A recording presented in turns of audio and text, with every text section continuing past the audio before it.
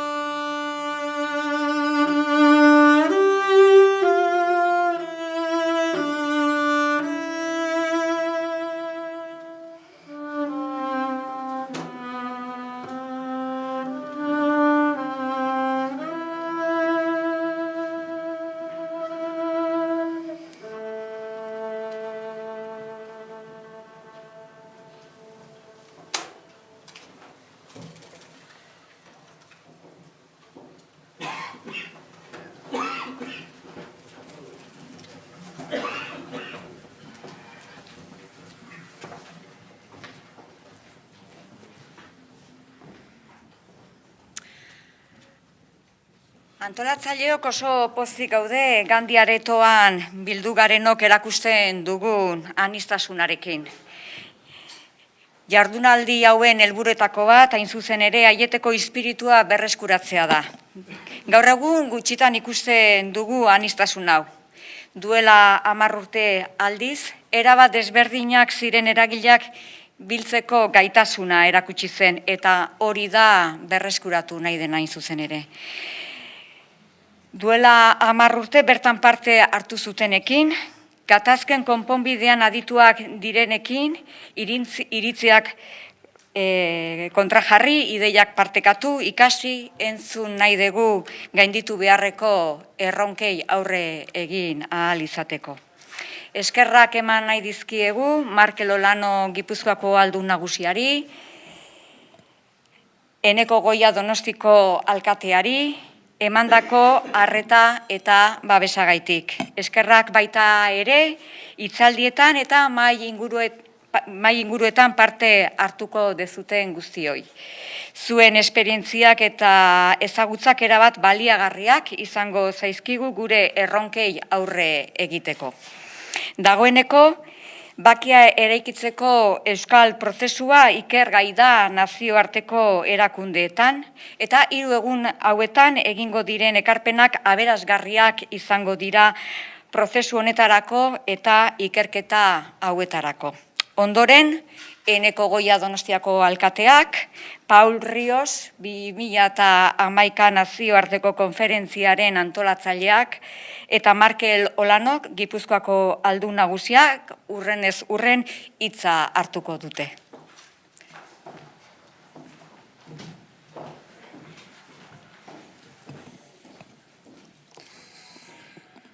Arratsalde on guztioi eta ongi etorriak izan zaitezte da Donostiako bakearen etxe honetara. Bienvenidos y bienvenidas a la casa. Ongi etorri Donostiaren bakearen irira. Ongi etorri, gaur etorri diren adiskide guztiei, hemen bildu diren aditu guztiei ere bai bakearen etxean gaudenak Donostian. Eskerrik asko, baita ere lagundu egin diguzutelako, babestu egin gaituzuelako, bake bila genbiltzanean gure herriarentzat. Da, gure herriaren eta gizartearen gertuko historia eta bilakaerari so egiteko, gogo eta lasaia egiteko. Zalantzarik ez dago, gaur, gure herria, duela 10 urte baino hobe dagoela. Duela 10 urte besterik ez, oraindik ere indarkeriaren mamua gure artean zegoelako. Herri honek urtetan adierazitako eta borrokatutako bake borondatea azkenean gauzatzea erdietsi zen. Eta bide horretan, Aieteko jauregian egin zen nazioarteko konferentzia ezinbesteko mugarri suertatu zen. El respaldo de personalidades del ámbito internacional. Nazioarteko adituen laguntza, Aieten gauzatu zena duela 10 urte, funtsezko mugarria izan zen Euskal Herriaren etorkizunarentzat. Behar bada pertsonak elkartu zituenak, pertsonalitateak, elkarteak eta alderdiak behar bada desira batek elkartu zituen, desira bat, gogo bat, bakea lortzea Euskal Herriarentzat, eta etak eman zezan, aspaldi gizartek eskatzen zion urratsa eman zezan. Une honetan aitortu nahi dut eta eskerrak eman nahi diet parte hartu zuten pertsona guztiei Aieteko konferentzia hartan, eta posible egun zutenei topaketa hori benetan izan zadin, orain bihurtu zena, bozgorailu bat etari eskatzeko biolentziaren amaiera, eta beste eskari bat egiteko ere, tartean zeuden eragileek bideratu zezaten bizikidetza. Behin bakea lortu ondoren, etapa berri bat ireki zen gure herriaren historian.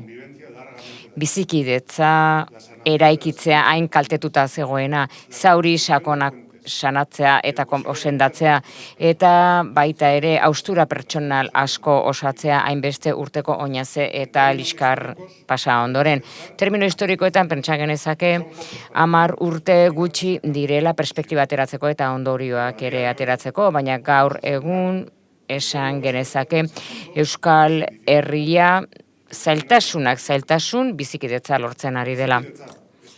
La palabra que en euskera representa Convivencia, hori da guk erabiltzen dugun hitza, bizikidetza, bestearekin bizitzea, desberdin pentsatzen duenarekin, beste helburu politiko batzuk dituen horrekin, baina beti ere errespetutik abiatuta, besteak kontutan hartuz ere berdina garela eskubidetan eta bete beharretan. Hori baita Euskal Gizartearen lorpen handia. Konkistatu egin dugu, lortu egin dugu agertoki bat non ideia guztiak defenditu daitezkeen, eztabaidatu eta baita ere eztabaidatu.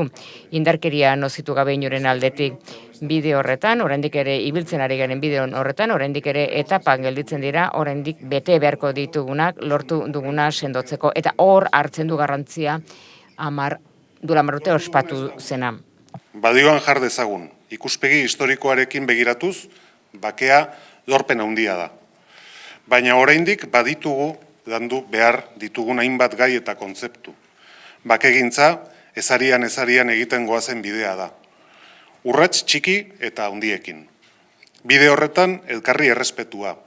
Gertatutakoaren memoria eta batez ere bidean izandako biktimei errekonozimentua. Eurak baitira gure gertuko historiako lekuko garrantzitsuenak. Donostiako hiria harro dago, gure herriko historian garrantzia izan duen mugarri honetan protagonista izanagatik. Eskerrik asko guztioi. Muchas gracias a todos y a todas. Eskerrik asko denoi.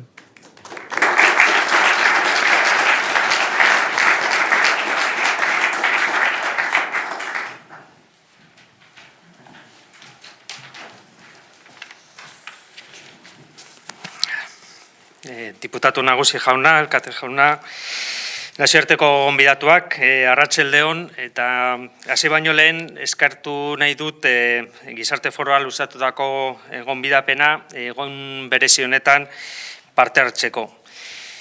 Orain dela 10 urte, hemen gauden guztiok aro berri bat irekitzeko prest.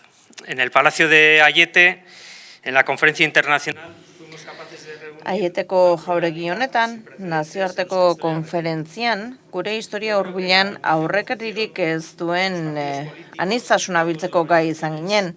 Hemen dauden alderdi politikoek, sindikatuek eta erakundek bakearen giza eskubideen elkarrizketaren, bizikidetzaren eta adiskidetzaren aldeko konpromiso sendoa agertu zuten. Nazioarteko liderren eta bideratzaileen laguntza osagarri ezin hobea izan zen, indarkeria, giza eskubideen urraketak eta eztabaida suntsitzaileak alde batera uzteko genuen nahi hura adierazteko.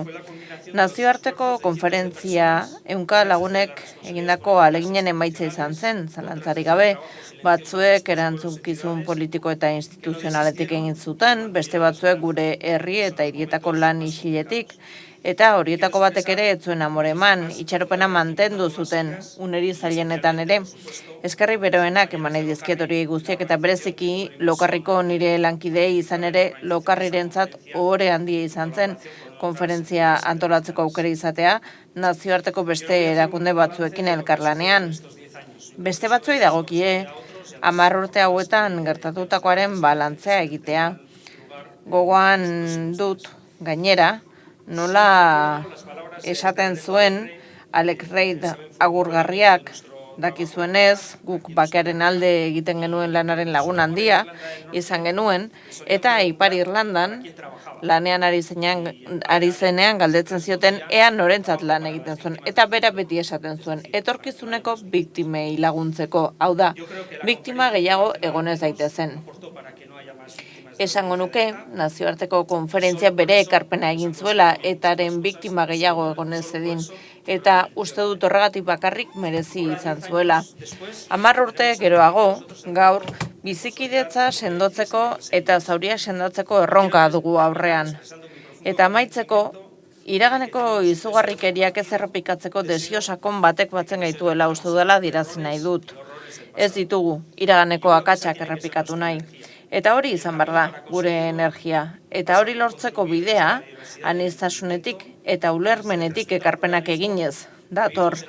Aniztasuna errespetatuz. 10 urte, hemen ikusi genuen aniztasun hori gaur ikusten duguna errespetatuz. Etorkizunean ere elkar ikusteko aukera izan dezagun. Ausardiaz, arriskoak hartzeko gogoz, konpromiso sakonez eta eskuzabaltasunez lan egiten jarraitzera animatzen zaituztet. Berti Argenek irakurritako Aieteko adierazpenak berak gomendatzen duen bezala. Eskerrik asko.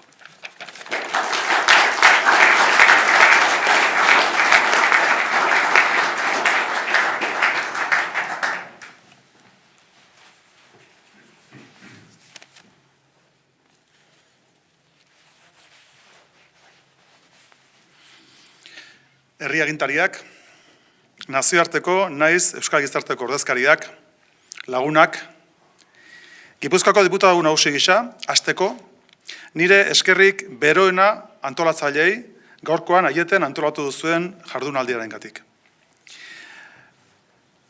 Kanpotik heldu zareten ordezkari berriz, ongi etorri Gipuzkoara, ongi etorri Euskal Herrira. Plazer handia zuekin, denekin, gaur hitzordu honetan bat izatea, zinez diot.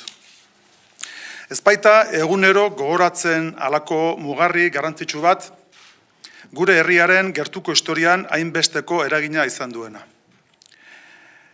Etaren indarkeriaren amaierak efektu onuragarri nabarmena izan du Euskal Herriko gizartean, elkarbizitzan eta politikagintzan baita ere. Eta batez ere, hainbat eta hainbat herritarren bizitzan beren askatasunean eta ongizatean. 10 urte atzera eginez gero, 2 sentipen nagusi datozkit gogora. Sentimendu horietatik abiatuko dut gaurko nire gogoeta laburra. Lehen sentimena da poza. Izan ere, Euskal Herritar bezala, postasun handia sentitu genuen 2011ko udazken hartan, eta indarkeria behin betiko utziko zuela iragarri zuenean.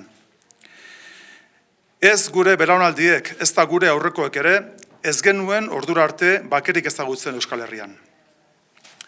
Ororen gainetik, orain dela 10 urte, ondorengo belaunaldiei herri baketsu bat uzteko aukera zabaldu zaigun parez pare. Etaren jarduera amaitzearen arduradun nagusia nire ustez, Euskal Gizartea bera izan zen. Herritarren artean dagoeneko sakon errotua zegoelako biolentziaren aurkako jarrera. Euskal Gizarteak bizkarra eman zionetari, bizkarra eman zion bezala beste gainontzeko bortizkeria adierazpen orori. Gizarterien desio hura egia bilakatzeko baina, beharrezkoa izan zen pertsona askoren ahalegina eta konpromisoa. Testuinguru horretan, Aieteko konferentziak gizartearen nahiari bide eman zion. Bakearen aldeko deiadar partekatura ezurmamitzen lagundu zuen. Horregatik guztiagatik, herri ordezkari gisa, publikoki nire eskorrona eta errekonozimendua adierazi nahi nuke gaur egun hemen. Eskerrona baketzearen alde apustu egin zenuten eragile guztiei. Eta modu berezian, Aieteko nazioarteko bake konferentzia babestu zenuten nazioarteko ordezkariei. Ezin ahaztu, indarkeriaren urterik gogorrenetan ere, bakearen eta elkarrizketaren bide malkartsuan saiatu zineten ordezkari sozial eta politiko guztiei. Herri bati inork egin dezaiokeen ekarpen handienetako bada egin zenuten. Gure seme-alabentzako, ondorengo belaunaldientzako bakea. Beraz, mila esker bihotz-bihotzez. Lehen sentimena beraz, poza eta pozarekin batera eskerrona. Bigarren sentipena da unkidura. Atzera begiratzen jarrita, gero eta garbiago ikusten dut, terrorismoak eta indarkeria politikoak ez dutela inolako zentzurik gure herrian. Ez dutela inoiz kabidarik behar Euskal Gizartean. Ez zegoela eta ez dagoela arrazoirik ez helburu politikorik, alegia, giza eskubideak bortxatzea justifikatuko duenik. Tamalez, ez dira oraindik sendatu hamarkada luzetan irekitako zauri sozial, politiko eta batez ere zauri humanoak. Horregatik, bortizkeria jasan zuten biktimak ditugu gogoan gaurkoan. Hitz hauen bitartez, haiei eskaini nahi diet, elkartasun eta babes osoa. Etaren biolentzia jasan zuten pertsonei eta haien familiei. Naiz bestelako bortizkeria eta urraketak jasan zituzten herritarrei eta haien gertukoei. Zor diegu egia, zor diegu justizia, zor diegu erreparazioa. Aieteko konferentziaren 10. urteurrena hitzordu aproposa da zor hirukoitz hori gogoratzeko. Urrats berriak emanez, bide horretan dugun konpromisoa areagotzeko tenorean gaude. Unkidurarekin batera beraz, biktimei dagokien memoria. Amaitzera noa. La conmemoración de la conferencia de Aiete. Aieteko konferentzia eta etaren indarkeriaren amaiera duela 10 urtek, balio behar digu bakearen aldeko apustu horretan lan egiteko, bizikidetza demokratikoa sustatzeko. Azken gogoeta honek denoi egiten digu galde, denoi eskatzen digu bakoitzak bere erantzukizun politiko, sozial eta instituzionaletik. Bakearen aldeko konpromisoak eskatzen digu laguntzea, lan egitea euskal gizartea gure ekintzekin eta gure erabakiekin eta eraikitzea kultura demokratiko baketsu bat giza eskubideen babesean oinarrituta eta biktimen oroimenean ere bai. Biktimen memorian oinarrizko eskubideak dira eta oinarrizkoak ere gure bizitza demokratikoan. Horrela bakarri saiestuko dugu datozen belaunaldiek ere akats berberak egin ditzaten.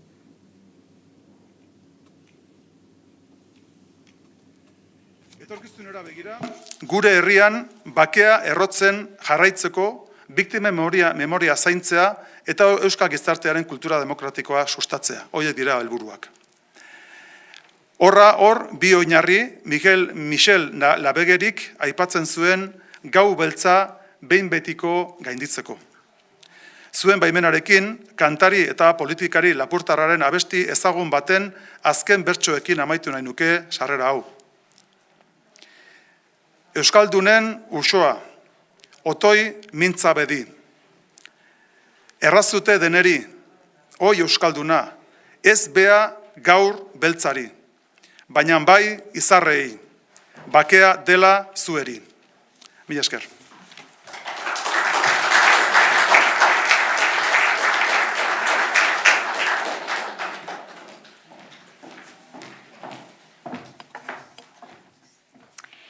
Duela 10 urte, Kofi Annan Nazio Batuetako idazkari nagusi ohia izan zen konferentziaren buru.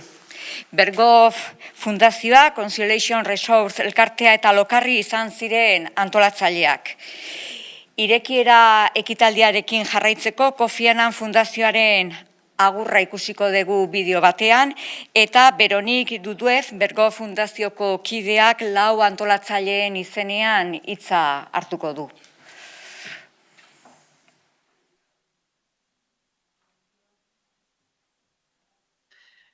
Greetings from the Kofi Annan Foundation. On behalf of the Foundation, I would like to thank the organizers of this 10th Kofi Annan anniversary Fundazioak agur bero bat bidaltzen dizue fundazioaren izenean eskerrak eman dizkiet 10. urteurrenaren ospekizun honen antolatzaileei ospatzeko eta osnartzeko aukera emateagatik. Ospatzeko aukera dugu 2011ko Aieteko bake konferentzia bere garaian Europako azken gatazka armatua izan zenaren amaiera ekarri zuelako. Eta ospatzeko when Kofi Annan came to San Sebastian, he could not take for granted that peace would endure in the region. Dola bere garaian azken armatuaren gatazka armatuaren amaiera ekarritzen dola 10 urte, Kofi Annan Donostia etorri zenean ezin zen ziurtzak jo, iraungo zuenik ziurraski, jakingo zuenez kasuaren 150ean gatazkaren amaiera lehenengo hamarkadaren ondorioz ez da aurrera ateratzen. Beraz, ikus dezakegu hemen sustraituta dagoela. Tamalez, COVID-19ak munduko beste leku batzuetan ere, bakea aleginak nasarazi ditu, ekimen diplomatikoak atzeratu eta bitartekaritza prozesuak gelditu ditu ekialde hurbilean, Hego Kaukasoan naiz Latinoamerikan, eta eragotzi egin du gatazka osteko aran dauden beste gizarte batzuek bake iraunkor baterako ikuspegi eraginkorrak ezartzeko behar duten babesa jasotzea. Krisiak ere areagotu egin ditu desberdintasunak eta bidegabekeria horiek mehatxu argia dira gizarte oskorretan bake iraunkorra lortzeko. Hala ere, bakegileak mundu osoan parte hartzen jarraitzen dute adiskidetzea sustatzeko eta gerratik eta indarkeriatik ateratzen diren gizarteetan konfiantza areagotzeko aleginetan. Haien ezagutzak eta jardunbide egokiak partekatu egin behar dira eta bakea eraikitzen saiatzen diren guztien eskura jarri. Kofi Annanek negoziazio eta bake prozesu askotan parte hartu zuen Israel eta Palestinan, Kenian, Sirian eta Kolonbian, besteak beste prozesu horietako batzuek arrakasta izan zuten, beste batzuk berriz huts egin zuten, baina bera beti saiatu zen arrakastatik eta porrotetik ikasten. Eta horretan saiatu da Kofi Annan Fundazioa urteetan zehar, hainbat proiekturen bidez, ala nola bake prozesuei buruzko Challenging the Conventional argitalpen sortaren bidez, egiaren batzordeetan edo indarkeriaren osteko adiskidetzan oinarritzen direnak. Beraz, gaurko bilera hau aukera paregabea da Euskal Bake prozesutik ikasitako lezioi buruz eta beste gatazka askotan aplikatzeko moduari buruz hausnarketa egiteko. Amaitzeko, Kofi Annanek duela 20 urte, bakearen Nobel saria jaso zuenean emandako hitzaldiko hitz batzuk aipatu nahiko nituzke. Honela esan zuen. Genozidioa hasten da gizaki bat hiltzean, ez egin duenagatik, baizik eta bera denagatik. Garbiketa etnikoa hasten da, auzo batek beste bati aurka egiten dionean. Bizitzaren duintasuna defendatzean porrot eginez hasten denak, oso sarri, zoritxarra besterik ez die ekartzen nazio askori. Mende berri honetan, bakea ezagokie soilik estatuei edo herriei, komunitate horietako kide guztiei, baizik hori ulertu behar dugu. Bakea bilatu behar da, eta beste zeren gainetik, giza familiako kide bakoitzak bizitza duin eta segurua bizitzeko baldintza baita. Eskerrik asko, eta zorte on eta arrakasta osoa zuen eginkizunetan.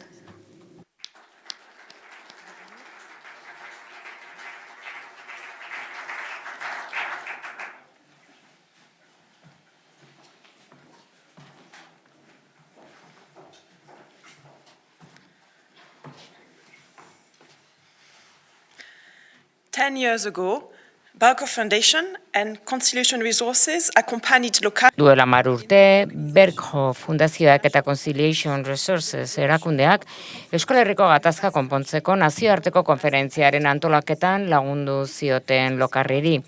Aieteko konferentzia izenekoan, konferentzia Euskal Herrian bake egoera berri bat atea irekizion ibilbide horri zabalago baten zati izan zen. 2021ko urriaren 17an 10 urte beteko dira Aieteko konferentziatik.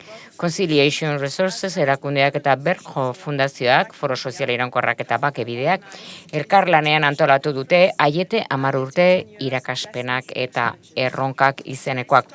Euskal Herrian eta munduan bakea eraikitzeko ahaleginen hamarkada batean balantza egiteko.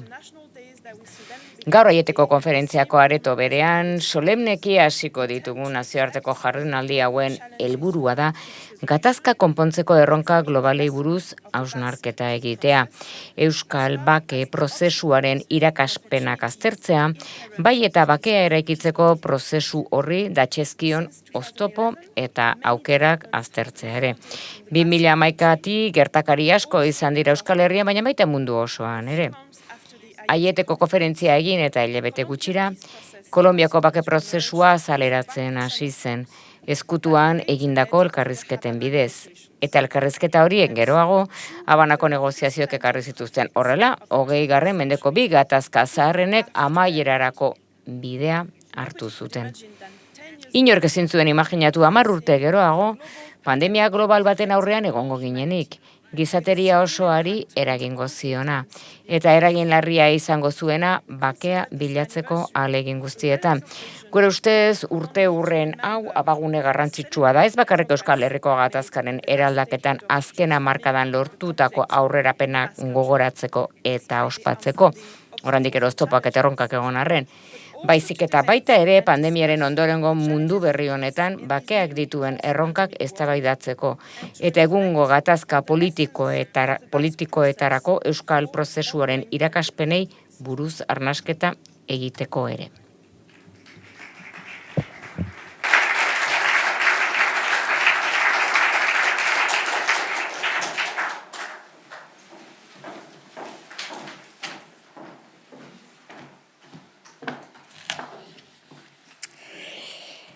Duela 10 urte areto honetan elkartu zirenek, ideiak partekatzeko, ideiak kontrajartzeko aukera izan zuten. Orduan aurrez aurre hitz egiteko aukera zegoen. Gaur egun ez da ezinezkoa, baina bai zaila. Azkeneko 2 urte hauetan erabat ez ezaguna zitzaigun pandemia global bati aurre egin behar izan diogu. Dagoeneko osasun neurri gehienak bere horretara itzuli badira ere COVID-19 pandemiak asko baldintzatu du. Eragin zuzena izan du gure prozesuan eta munduan zehar gertatzen ari diren beste prozesu batzuetan ere. Hurbiltasuna eta kontaktu pertsonala eskatzen duten prozesu konplexuei erantzitako oztopoak eta arazoak sortu ditu. Martin Grift jaunak esperientzi luzea eta aberatsa du gai humanitarioen elkarrizketa eta kudeaketa prozesuetan. Duela gutxi Nazio Batuetako gai humanitarioetarako idazkari nagusi orde eta larrialdietarako sorospenaren koordinatzaile izendatu dute. Beraz, pandemiak gizartean eta honen garapenean duen ondorioak sakon ezagutzen ditu. Gaurkoan, osasun krisiaren eraginari eta sortu dituen itxaropenei buruz hitz egingo digu. COVID-19ak ezarri digun erronkak gainditzeko gai bagara, Euskal Herrian eta munduko beste leku askotan bizikidetza demokratikoa eraikitzea lortuko dugula sinetsi behar dugu.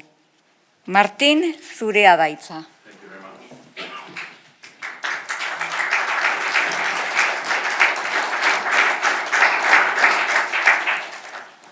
Thank you very much for the opportunity to speak to you. Eskerrik asko, gaur hemen hitz egiteko aukera emateagatik. Eta gaur gustatuko litzaidake 2 ikuspegitatik hitz egitea. Lehenik eta behin bitartekariaren ikuspegitik hitz egingo dut. Dakizuenez, nik izan nuen zeregina hain zuzen ere hori izan zelako. Eta baita ere gustatuko litzaidake Nazio Batuen kapel hori jaztea eta azaltzea zein izaten den bitartekari baten eta ni bezalako pertsona baten zeregina horrelako prozesuetan. Beraz, 2 hitzaldi bakarrean izango dira nolabait. Lehenengoa atzo prestatu nuen eta prozesuari buruzkoa da. Hain zuzen ere, prozesu honi buruz lorpen handia izan baitzen hemen duela 10 urte lortu zena. Eta benetan aparta iruditzen zait ausardia handia behar izan zelako hemen lortu zena lortzeko. Izan ere, hemen lortu zena lortzeko egin zen guztiaz gain, aipatu beharko genuke ere zer nolako iraunkortasuna izan zuen. Hori ez da ohikoa gatazketan normalean gertatzen dena da, sortu egiten direla bestelako arazoak, bestelako zauriak, eta horrexegatik hasteko hori azpimarratu nahi nuen eta zorionak ere nire aldetik izan duzuen ausardiarengatik eta hartu zenuten erabakiarengatik. Gatazka amaitzeko erabakia hartu zenuten, pertsona askok sufritu zuten, eta gatazka ez da amaitu arazoak konpondu direlako, baizik eta komunitate gisa, herri gisa erabaki zenutelako beste modu batean lantzea zauden arazoak. Eta honek aldatu egin du Euskal Herria. Harrezkero ez naiz itzuli, lehenengo aldia da, itzultzen naizela, garai hartan 2 bider egon nintzen hemen, adierazpena egin zen arte, eta bitartekari lanetan, aritu nintzen garai hartan, eta ez nuen aukera izan, ere ez pertsonekin elkartzeko, nahiko isilean egin behar nuen lana. Eta gaur bai, izan dut aukera herritar batekin egoteko, eta hain zuzen ere pertsona horrek hitz egin zidan gatazka honi buruz, eta berak eskatu zidan ea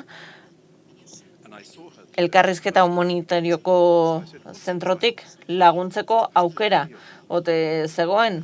Eta 10 urteren ostean ikusi du pertsona hau berriro, eta galdetu diot, eta zer moduz, nola doa? Eta esan dit, hau zoragarria da, hau zen nahi genuena. Ez dago eriotz mehatxurik, ez gara kezkatuta bizi, badakigulako lanetik etxerako bueltan dena ongi joango dela, itzuliko garela, eta noski, baditugu desadostasun politikoak, baina erabaki dugu beste modu batera, hitz egitea edo lantzea desberdintasun horiek. Emakume bat da pertsona hori, seme-alabak ditu, eta galdetu nion eizu, eta zure seme-alabek nola bizi izan dute hau guztia. Eta esaten zidan oraindik, ez zutela ulertzen, esan genien, ulertzen zutenean, azalduko geniela, zer ekarpen egin duen bakoitzak gatazka konpontzeko. Eta hori da ikusten duguna batez ere herritar xumeengan, denok garelako azken batean herritar xume. Uste dut honek erakusten duela argiak ateratzen gaituela iluntasunetik, eta hori dela hain zuzen ere argi hori. Eta gaur uste dute mezu bat helarazi behar dugula, mezu bat argi geratu behar zaigula, eta da zorionak. Zorionak eta ez galdu itxaropena, jarraitu horrela, 50 urte dira gatazkak ezagutu dituala munduko leku askotan, eta tira baditut urte batzuk, eta horri esker ezagutu ahal izan ditut, hainbeste gatazka, eta horregatik ere daramatzat urteak lanean gatazka horiek konpontzen laguntzen saiatzen, eta uste dut ezin dela ezer onik esan gatazkei buruz, ezin dugu gauza onik esan pertsonen sufrimenduari buruz, negoziazioaren bitartez eta elkarrizketaren bitartez konpondu daitezkenean arazoak gauzak asko hobeto izaten dira. Denbora beharri izaten da, gatazkak sendatzeko hemen duela 10 urte egin zena izan zen armak isilaraztea. Gizarte bat eraiki nahi zen, konfiantzan oinarrituz, eta uste dut hori badela baldintza bat, belaunaldi berrientzat ezartzen dena, eta hori da duela 10 urte hemen egin zena, eta meritua zuena da. Lidergoaz, ausardiaz, hitz egin nahiko nuke. Eta egia da, batzuek ez dutela soilik herritar xumeen zeregin hori betetzen. Dena den, uste dut, ikusten dugula mundu osoan zehar errezena dela gatazka bat martxan jartzea, abiaraztea, eta ez dela hain erraza gatazka bati amaiera jartzeko erabakia hartzea. Oso zaila da. Pertsonak hil direlako, askok sufritu dutelako, etxeitasunak sortzen direlako, ikuspegi oso desberdina daudelako, eta hor beste zerbait egitea, gauza beste modu batera egiteko erabaki hartzea, ausardia eskatzen duen ekintza bat da. Oso ausarta izan barzara esateko ez dela indarkeria erabiliko. Agian bitxia izango da batzuentzat, baina nik benetan errespetatzen ditut pertsona horiek erabaki hori hartu zutenak. Eta iruditzen zait, herritarrei ere aukera eman behar diegula, beraien herritartasun xume horretan loratzeko eta hobetzeko. Zuek isildu eta isilarazi egin zen dituzten armak. Eta askotan hitz egiten da suetenez, baina zuek egin duzuena izan da hori guztia eztabaida politikora eraman. Euskadiko alderdi politikoek egin zuten hori posible, beraiek bideratu zuten hori. Haiek lagundu zioten etari erabaki hori hartzen. Eta sinetsita zauden hori egiteko aukeraz, eta horregatik lider politikoak izan ziren indar eraldatzailea, komunitatea eraldatu zuen indarra. Beraiek eman zioten jendeari beste etorkizun bat, eta uste dut horrek asko esaten duela politika horien lidergoaz. Eta hori azpimarratu egin behar da, iruditzen zaidalako erabaki hori hartzea oso zaila dela eta balioa eman behar zaiola. Hemen talentu handia dago. And I want to say one or two things about Eta Kofi Annan fundazioaren izenean ere entzun dugu zein garrantzitsua izan den prozesu hau izan duen iraunkortasunarengatik. This lady's predecessor.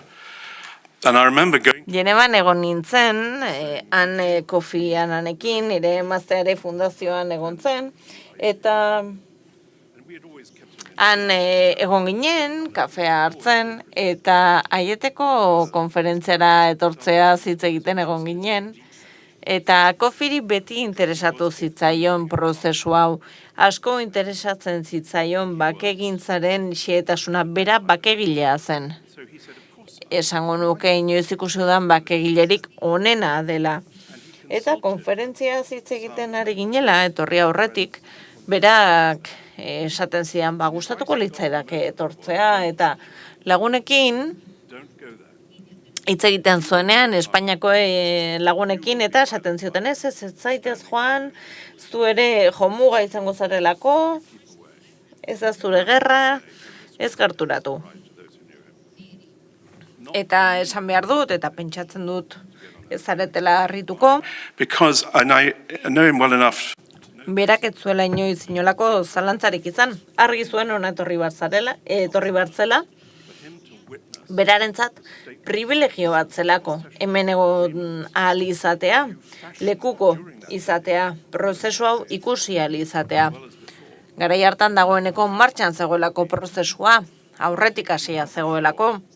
Beraz, bere ikuspegitik ere zorte handiko gizona izan zen, ona etortzeko aukera izan zuelako. Ikusten dugunean urrats bat ematen dela, gatazkak amaitzeko sufrimendua, arintzeko gatazka armatuak amaitzear daudenean, beti egongo da jendea laguntzeko prest. Eta zuek egin zenutena, izan zen, nolabait bermatzea prozesua hemen egingo zela, nahi zenuten euskal prozesu bat izan zea, eta espero dute gehiegi ez kontatzea, orain azalduko danarekin, baina egon ginen negoziazioetan ziarduenetako kide batekin, eta bere mezua, garai hartan, bazen esatea, ez zait inolaz ere interesatzen, zuk Euskal Herriari buruz duzun ikuspegia, ez duzu inolako eskubiderik, ez da zure egitekoa bitartekari gisa, hori Euskaldunen eta Euskal Herritarren zeregina da. Zure lana da, laguntzea Euskal Herritarrok gure gatazkak konpondu ditzagun, eta nolabiteko disiplinarekin esaten zuen gainera. Eta nik parte hartzen maila handiagoa izan nuenean, eztabaidetan eta barretan, hori etengabe gogorarazten zigun, ezta? Ez, hori ez da zuen lana, hor marra argi bat markatzen zigun. Eta egia da, nazioarteko ikuspegitik lagundu dezakegu. Horretarako gaude, laguntzeko.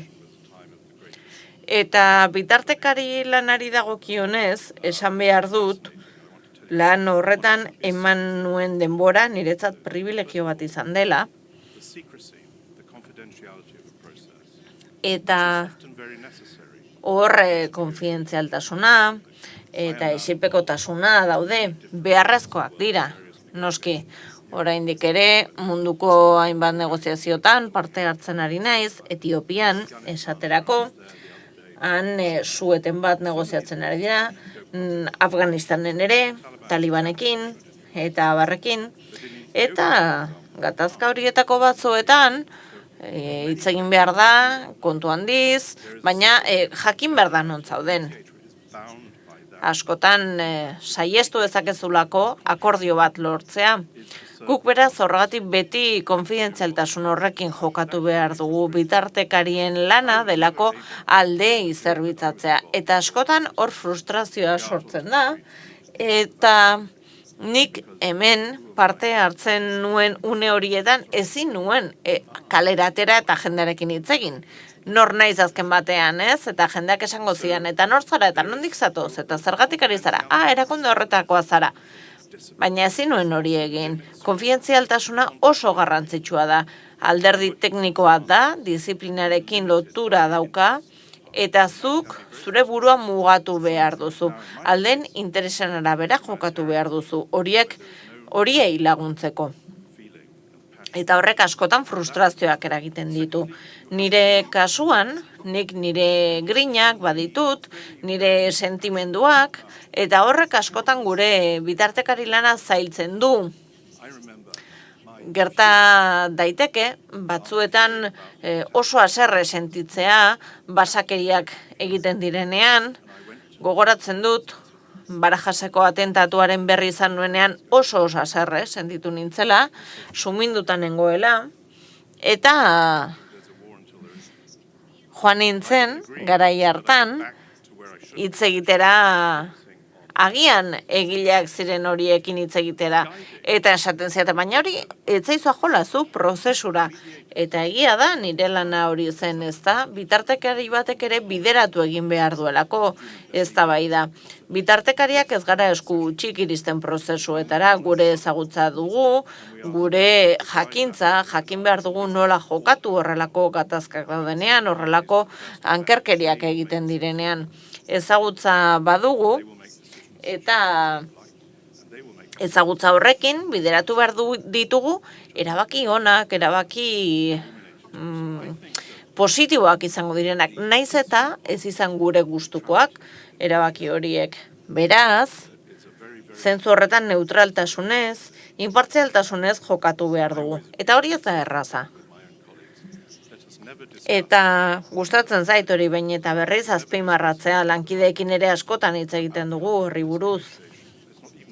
Esaten dugu zein zaila den, ez da, eta badakigu elkarrizketa gertatzen denean ez dagoela emaitza on balizko bat.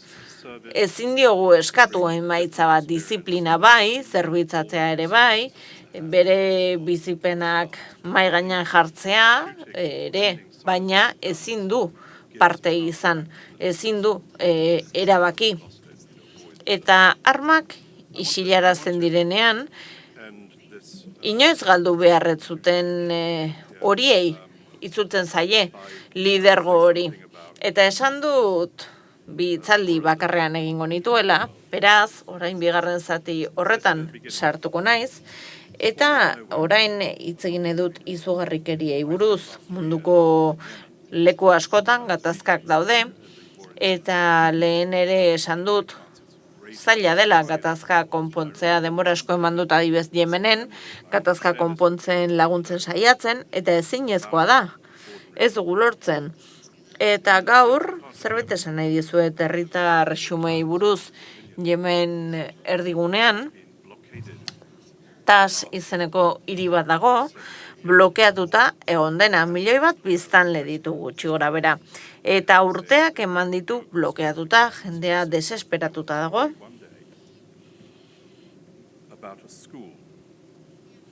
Eta behin, istorio bat kontatu zidaten, ikastetxe bati buruz, telatua bota zioten, ia erori egin zen, eta pertsonen aurkako minez inguratuta zegoen, haien helburua zelako nola kontrolatzea ikastetxe hori. Egunero, amak eta seme-alabak joaten ziren ikastetxe hartara. Beraien nahi zelako hezkuntza sistemak aurrera jarraitza. Zegoen soldatarik, ez zegoen libururik, baina aurrak egunero joaten ziren ikastetxeetara, etorkizunaren simbolo bat zelako, nahi zuten hezkuntza sistema jarraitza. Baldin eta belaunaldi batek hezkuntzarako eskubide hori galtzen badu, ikastetxea galtzen badu, hor galdu egiten da nolabait belaunaldi hori. Eta guraso horiek, ama horiek, bazuten grin bat eta bazen, edo kasu honetan bideratu zuten horrela. Eta hor gure ekarpena egin badezakegu, egin dezagun.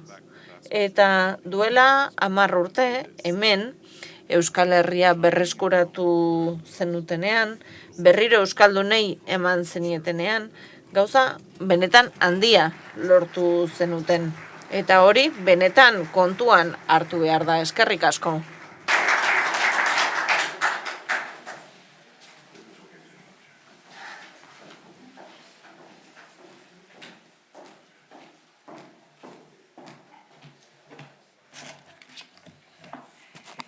Hamarkada honetan gertakizun ugari bizi izan ditugu, jarrerak aldatu dira, gatazkaren ondorio batzu konpontzeko bidean daude, garai berri bat zabaltzen joan da, baina ez soilik Euskal Herrian, mundu mailan bakea eraikitzeko konponbide demokratikoak bilatzeko eta giza eskubideak errespetatzeko prozesuen ondorioak nabariak dira baita ere. Gatazka armatu eta bortitze amaiera emateko prozesu ugari eman dira, aspaldiko gatazkeen biktimei aitortza ekimenak egin dira, garai batean izan ez zituzten justizia eskainiz. Ondoren, hamarkada honetan egon diren bake prozesu batzuetan garapenari buruzko mahai ingurua egingo dugu. Bertan, hainbat prozesuen muinean egon diren eta egun dauden pertsonek parte hartuko dute, hurrengo orduan beraiek gogoetak eta ekarpenak gurekin partekatuko dituzte. Moderatzaile lanetan, John Carlin izango dugu, munduan zehar izan diren gatazken berri eman digun kazetaria. Beraz, zuena da txanda orain.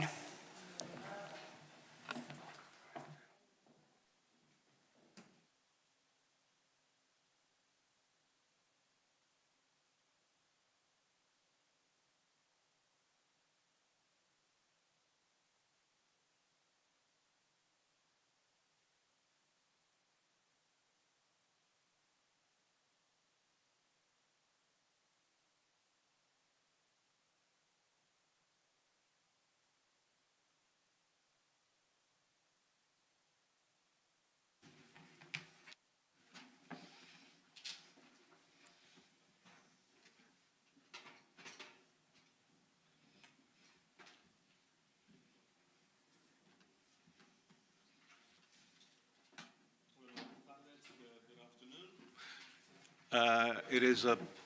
todavía no. Perdón.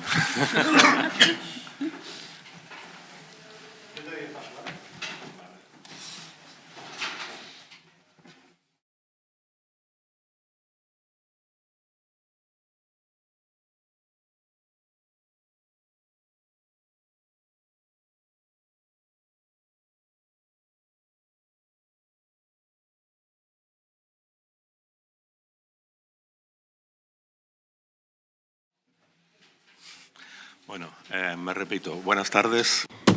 Bueno, arratsaldeon, atsegin handia da niretzat hemen egotea, moderatzaile lanak egiten. Lubrikante antzeko bat hain jende ospetsuek hitz egin dezaten, ateratako irakaspenez eta erronkez ere bai. Aietek eman zituen irakaspenak duela 10 urte.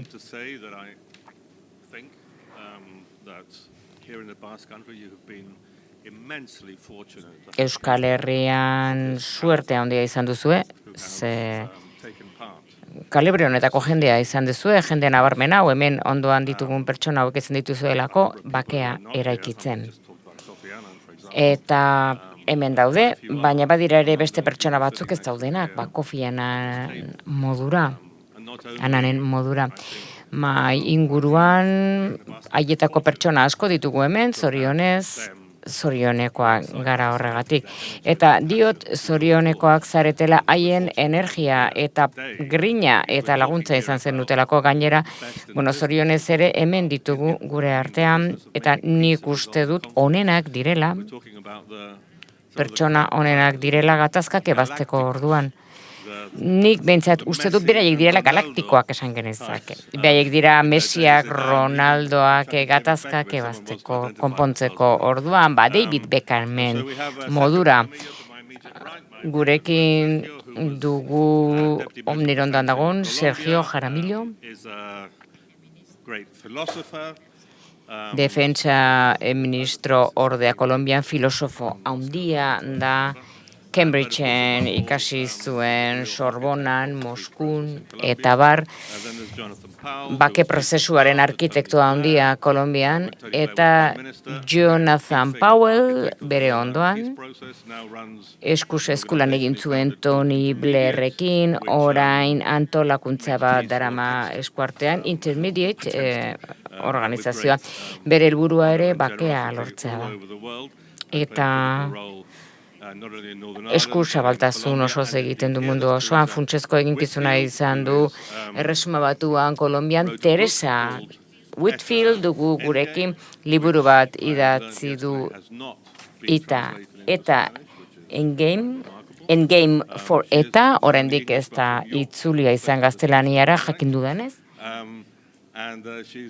Endgame for ETA. Gaur egun lanean ari da, politika eta bitartekaritza zuzendari gisa, gai politikoetan eta bake eraikuntzan New Yorkeko Nazio Batuetan gainera, New Yorko Unibertsitateko irakaslea da. Eta bere ondoan Brian Currin dugu. Adiskide zaharra, aspaldikoa, Hego Afrikan lan egin izan duena, Lawyers for Human Rightsen lan egiten du, borrokatu da apartheidaren kontra, salatu egin du zein justizia zekarren apartheidak, Hego Afrikan lan egin du egia eta erreparazioa eta adiskidetzea bilatzeko. Gainera, Brian Currin jaunak bake prozesuaren lekukoa izan zen Ipar Irlandan. Oso enplikatua egon zen gainera Euskal Gatazkaren ebazpidean. Amaitu dira aurkezpenak, eta orain hau guztiaren esparrua da Aieteko konferentzia duela 10 urte egin zena hemen Donostian. Hizketan hasi aurretik, aztertzeko ze ikasi genuen eta ze erronka sortu ziren ez bakarrik Aieten, baita ere aipatzeko nire kideek mundu osoan izan duten, ikasi duten esperientzia zitzikin aurretik, Jonathan Powelli galdetu nahi nioke, ze bera oso nabarmen aritu zen Aieteko konferentzian. Jonathan, partekatuko alduzu gurekin gogorapen batzuk, oroimen batzuk ze gertatu zen egun hartan Aieten. Eta gainera gogoratu beharra dago, pertsona askok Espainiar establishmentean esaten dute Aieteko konferentzia antzerki hutsa izan zela. Eskerrik asko, Jon, plazera handia da niretzat berriz ere hemen egotea hain jauregi politonetan eta hain hiri zoragarri honetan Donostian. Oso ondo gogoratzen naiz egun hartaz, duela 10 urte izan zen, oso egun garrantzitsua izan zen niretzat maila pertsonalean eta gainera funtsezko eguna Euskal Herriarentzat, Espainiarentzat eta Europarentzat. Eguzkia egiten zuen gaur bezala, egun tentso xamarra, politiko xamarra noski, eta ausardi asko behartzen egun hartan. Kofi Annan izan genuen gure artean, eta asko kritikatu zuten Kofi Annan hemen Espainian. Niri gutun batzuk ere erakutsi zizkian ikusteko hemengo Espainiako pertsona batzuk nola gutun oso itxusiak bihali zizketen iraingarriak. Baina berak bazekien zuzen jokatzen ari zela, berak bazekin ona etorrita diferentzia markatu zuela bakearen aldeko ekarpen bat egin zuela Euskal Herrian. Eta baita ere Norvegiako presidentea Bertie Ahern, Jerry Adams eta etorri ginen kide guztiak oso ohore handi izan zen guretzat, hain eginkizun garrantzitsua izateagatik, txikia izan arren zenbaitetan. Nik hala ere uste dut, esaten dutenak Aieteko konferentzia antzerki hutsa izan zela, nik uste dut oker daudela. Esaten dutenek ez dukala inolako garrantzirik oker daude, ez nago inolak bat ere ados esaten duten horrekin. Aieteko konferentzia negoziazio baten ondorioa izan zen, urte asko zirantzuena Espainiako gobernuarekin eta hemen dauden pertsona batzuk, edo hemen zeudenak ere garai batean, eta horren alde egin dutenek, izan zuten funtsezko eginkizuna negoziazio horretan. Aiete izan zen gailurra esan dezagun hainbeste urte lanean egon ondoren. Ni lanean hasi nintzen, Martin Griffithsek nigan atorri zelako, oraindik ere Britainiar gobernuan zegoenean, eta laguntza eskatu zidan. Eta Alfredo Rubalcabak ere kontaktuan jarri zen nirekin, Espainiako gobernuaren izenean. Eta uste dut ez zitzaiola behar bezalako meritua eman Rubalcabari. Zergatik ze negoziazioa lurpean egindako zerbait izan zen, isilean egin zen ezkutua. Nik nintzen negoziazio guztietan izan, baina beste pertsona asko egon ziren haietan, eta ez zaie aitortu egindako lana. Espero dut egunen badean aitortu egingo zaiera egindako lan guztia publikoki eta formalki noski. Nik uste dut hor bi gauza azpimarratu behar direla kontuan hartzeko ze gertatu zen haieten eta ze gertatu zen ondoren. Lehenik eta behin oso gogorra izan zen ezartzea guk adostutakoa. Etaren aldetik oso bizkor erantzun ziguten, esan ziguten baietz, baina egia da, ez dela bueltatu indarkeriara eta aieteren ondoren, baina gero, gobernu aldaketa bat etorri zen, eta gobernu berriak alderdi popularrarena, eta boterean zegoen alderdi berri hori ez zegoen prest negoziatzeko. Beraz, hau da, ego batekin egan egitea bezala, eta hori oso zaila da. Nik uste du prozesuak iraun behartzuena, baina gehiago irauntzuela. Eta armagabetzea, desarmeak asko ere gehiago tardatu zuen behar baino gehiago. Eta utxe egite klasikoa izan zen. Aldaketa gobernuan eta horrez aldio egin zuen bakea sortzea, bakea egitea gero. Zergatik gobernuek nahi dute negoziatu isilpean. Baina gero, ezarri behar denean, adostasun bat, akordio bat, modu irekian lan egin behar da. Lan egin behar da irekian. Hemen funtzionatu zuen, lidergo egokia egontzelako Euskal Herrian, baina arrisku oso benetako bat egon zen. Gero beste zerbait azpimarratu nahi nuke, nire esku hartzean, eta hauxe da. Burura etorri zitzaidan ona etorri nintzenean, konferentzia baino astebetelenago prentsaurreko bat eman nuen. Eta nik esan nuen zerbait nahiko sinplean ere ustez, eta pentsatzen nuen ez zuela inolako arazorik ekarriko. Gatazkaren amaiera egiten baduzu, garrantzitsua da irabazleak eta galtzaileak ez egotea zen nahi dugu, bakea iraunkorra izan dadin, beraz garrantzitsua da ez garaileak eta galtzaileak izatea, ze bestela berriro hasiko dira borrokan. Eta egia esan, larrutu egin ninduten Espainiar prentsan hain gauza polemikoa esan nuelako. Zen oski, Espainiako gobernua insistitzen ari zen terroristek galdu egin bertzutela. Eta egia da, naiz eta hori horrela gertatu, 10 urte hauetan, arrakasta handia izan zuela. Ze ezarri duzue, aplikatu duzue, irabazle eta galtzaileak ez egoteko kontzeptu hori, eta horrek izugarri poztu ninduen.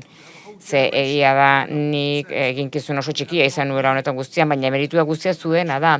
Belaunaldi oso bat hasi da hemen Euskal Herrian, batazka ezagutu ez duena, eta gai direnak aurrera jarraitzeko beraz prozesu hori oraindik ez da amaitu. Baketzearen, adiskidetzearen gaia tratatu behar dira presoena eta justiziarena, eta konparatzen bali badut Ipar Irlandarekin, ikusten dugu han oraindik ere talde disidente txikiak ditugula, indarkeria dugu oraindik ere, eta hemen ez, hemen bakea lortu duzue, bakea iraunkorra, eta espero dut hala iraungo duela, etorkizunean ere. Esan duzun horren aritik, Jonathan, eta eman duzun, hemen jaso zenuen erantzun bakar horrekin, hau da, irabazle eta galtzaileak ez egote horrekin, egin dezagun aurrera, tira diezaiogun ari horri, eta zabaldu dezagun pixka bat gure ikuspegia. Ze gustatuko litzaidake planteatzea galdera bat lauroi gainera. Bueno, berba da, ez dakit Sergiok erantzun nahiko ote dion galdera horri. Ze galdetu nahi dut, ze definitzen du, ze bereizten du Euskal Bake prozesuak beste prozesu batzuetatik. Zergatik da inberezgarria, zergatik da bakarra prozesua, Euskal prozesua, ari nahi zuekin hizketan. Eta zuek hogeinaka gatazketan sartuak egontzarete kontinente askotan, mundu osoan. Brian, zurekin hasiko gara, hor eskuinean zauden, hori muturreko eskuinean zaude, muturreko eskuinean alnago. Barduni muturreko ezkerrean nago. Bai, Brian, eskuineko muturreko eskuinean zaude. Zer bereizten du Euskal prozesua beste prozesu batzuetatik? Bai, mikroa piztu behar dut? Bai edo ez dut mikroa piztu behar. Piztuta dago jadanik. Bai, interesgarria da. A major distinguishing factor was the refusal nire ustez badago faktore bat bereizgarria dena Euskal prozesuan, eta da Espainiako gobernuak uko egin ziola negoziazioetan parte hartzeari, beraz alde bakarreko bake prozesu bat egon zen hemen. Eta badakit hori aipatzen dela, akademiako artikuluetan, adituek ere aipatu izan dutela badakit. Beraz, uste dut hori badela faktore bereizgarri bat. Eta esango nuke, bake prozesua arrakastatxoa izan bada, meritu guztia Euskaldunena dela, beraiek aurrera egiteko nahia izan zutelako. Eta horri buruz zerbait esan nahiko nuke. Bake prozesu hori alde bakarrekoa izateaz. Ez zitzaiolako egin uko besterik gabe parte hartzeari, badakigu Kofi Annanek kritika asko jaso zituela parte hartzeagatik, eta hor ni banengoen oso bakarrik. Ez zen lokarreri esker, eta nire lankidei esker, eta Euskaldunei beraiei esker, nik amore emango nuke. Egia da, egia delako, Espainiako gobernuak bere esku zegoen guztia egin zuelako, ni hemen egonez nedin izan ere mehatxu gutun bat jaso nuen, mehatxatu egiten ninduten. Ona etortzen banintzen mehatxuak, mehatxatzen zidaten zerbaitekin ona etortzen banintzen. Zu Britainia handiko gobernuarekin ere lan egin duzu, ez da? Eta ez zaitut moztu nahi. Bai, badirudi nik bake prozesuetan esku hartzen dudala, gonbidatu egiten nautela, horien alde zaudenek, ez da? Bitxiak kasu honetan. Baina, azkenean, bai izendatu nindutela, batzordeko presidente, Mulan bera Britaniako gobernukoa zen, Ipar Irlandan lan egiten zuen, eta bera konbidatu ninduen batzordora. Eta zergatik egin zuen, republikanoak eta unionistak esaten zutelako nazioarteko irudi bat behar zela presidente izateko batzordean. Eta gainera esan zuten nahi dugu, Brian Carrin izatea bi aldeekin lan egin duelako. Testuingurua hori zen, Madrilen kasuan ere, erabaki zuten ni pertsona non grata izendatzea, eta horrek gauzak eragotzi zituen, zaildu egin zituen, eta elkarrizketa humanitariorako zentroak ez zuen nahi nire izena haiekin lotzea, bitartekaritza lanetan ari zirelako, etaren eta Espainiako gobernuaren artean, horregatik ez zuten nire gana gerturatu nahi, eta pertsona batek, ez dut izenik aipatuko, pertsona batek nirekin hitz egiten jarraitu zuen sekretuan, hainbat lekutan, eta horregatik egon ziren kontaktuak, informazioa jaso nuen, eta badakit Madrildik esan ziotela, ezin zutela nirekin ikusi. Beraz, bitxia da, ez da? Parte hartzen ari zarelako, bake prozesu batean, eta are gehiago jakinda bake prozesua arrakastatxua izan zela, eta gobernuak egin zuela alzuen guztia, nik parte harrez nezan, nik eskerrak eman behar dizkiot Euskal Herriari, beti ateak zabaldu izkidatelako, eta haien babesa izan dugulako. Hori gabe ezingo genukelako inolako bake prozesurik egin. Hirugarren alderdi batek hainbeste arazo eta mehatxu jasan behar baditu, ekarpen txiki bat egin nahi duenean, bakea ekartzeko, zaila izaten da, ez da, Teresa? Bai, nire eginkizuna desberdina izan zen. 4-5 urte egon nintzen ona etortzen, 4-5 aldiz urtean, liburu bat idazteko hori zen nire helburu nagusia. Ni hainbat gatazketan sartuta egon nintzen mundu osoan, eta nire eginkizuna beraz pixkat desberdina zen. Ingurunea egia esan zaila zen. Eta kostatu zitzaidan ulertzea zergatik izan zen hain zaila ingurune hori ulertzea. Eta nik uste dut hau zela desberdina. Inor etzela inoiz ados jartzen arazoaren izaera horretan, eta horrek azaltzen du pixkatze berezitasun bizi izan ziren haieten. Gobernuak nahi zuen, batetik, terrorismo amaitzea. Eta beste batzuek nahi zuten Euskal Gatazka ebaztea. Eta nahi zuten bake prozesu bat lortu. Eta gero, ondoren, lehen fasearen kolapsoaren ondoren, Genebako akordioak etorri zirenean, eta lehen fase hori amaitu zenean, prozesua amaitu zenean 2007 urtean, gobernuak nahi zuen prozesurik gabeko amaiera bat izan. Hau da, aldaketa hori, alde bakarreko ikuspegi hori izan nahi zuten batasunak bere gain hartuta eta beste pertsona batzuk bere gain hartutak, hemen presente daudenak. Eta horrek forma eman zion prozesuari. Hau da, erresistentzia sakon bat egon zen. Hau da, ideia horri, hau da, bake prozesuaren ideia horri, Espainiako gobernuak kontra egiten ziona, eta baita beste batzuek ere.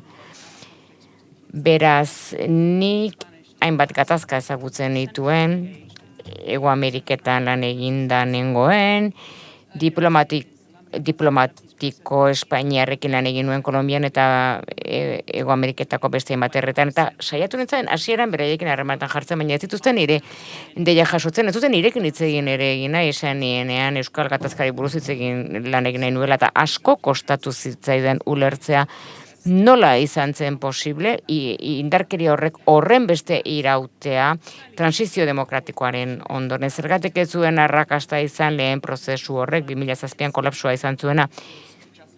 Eta oso argi esan zidaten, saiatzen nintzen hori ulertzea zergatik hori zela terrorismoa justifikatzea. Oso argi esan zidaten hori. Ulertzea zela justifikatzea terrorismoa, beraz, oso prozesu desberdina izan zen beste prozesu batzukin konparatuz, eta pixka bat azaltzen duze berezitasun ezagutu genituen haieten. Ze alde bateko lana izan zen sakona etaren barruan eta ezker abertzaleak ere egin zuen, baina prozesu hori ezin zen gainazelaratu, ezin zen azalera atera normalean, negoziazio batzuek egoten dira, isilan egiten dira, baina gero argira ateratzen dena normalean, eta hori hemen etzen posible izan. Hori izan zen, ibilbide ospetsu hori mai azpian egiten zena, sekula etzena argira atera edo azalera atera.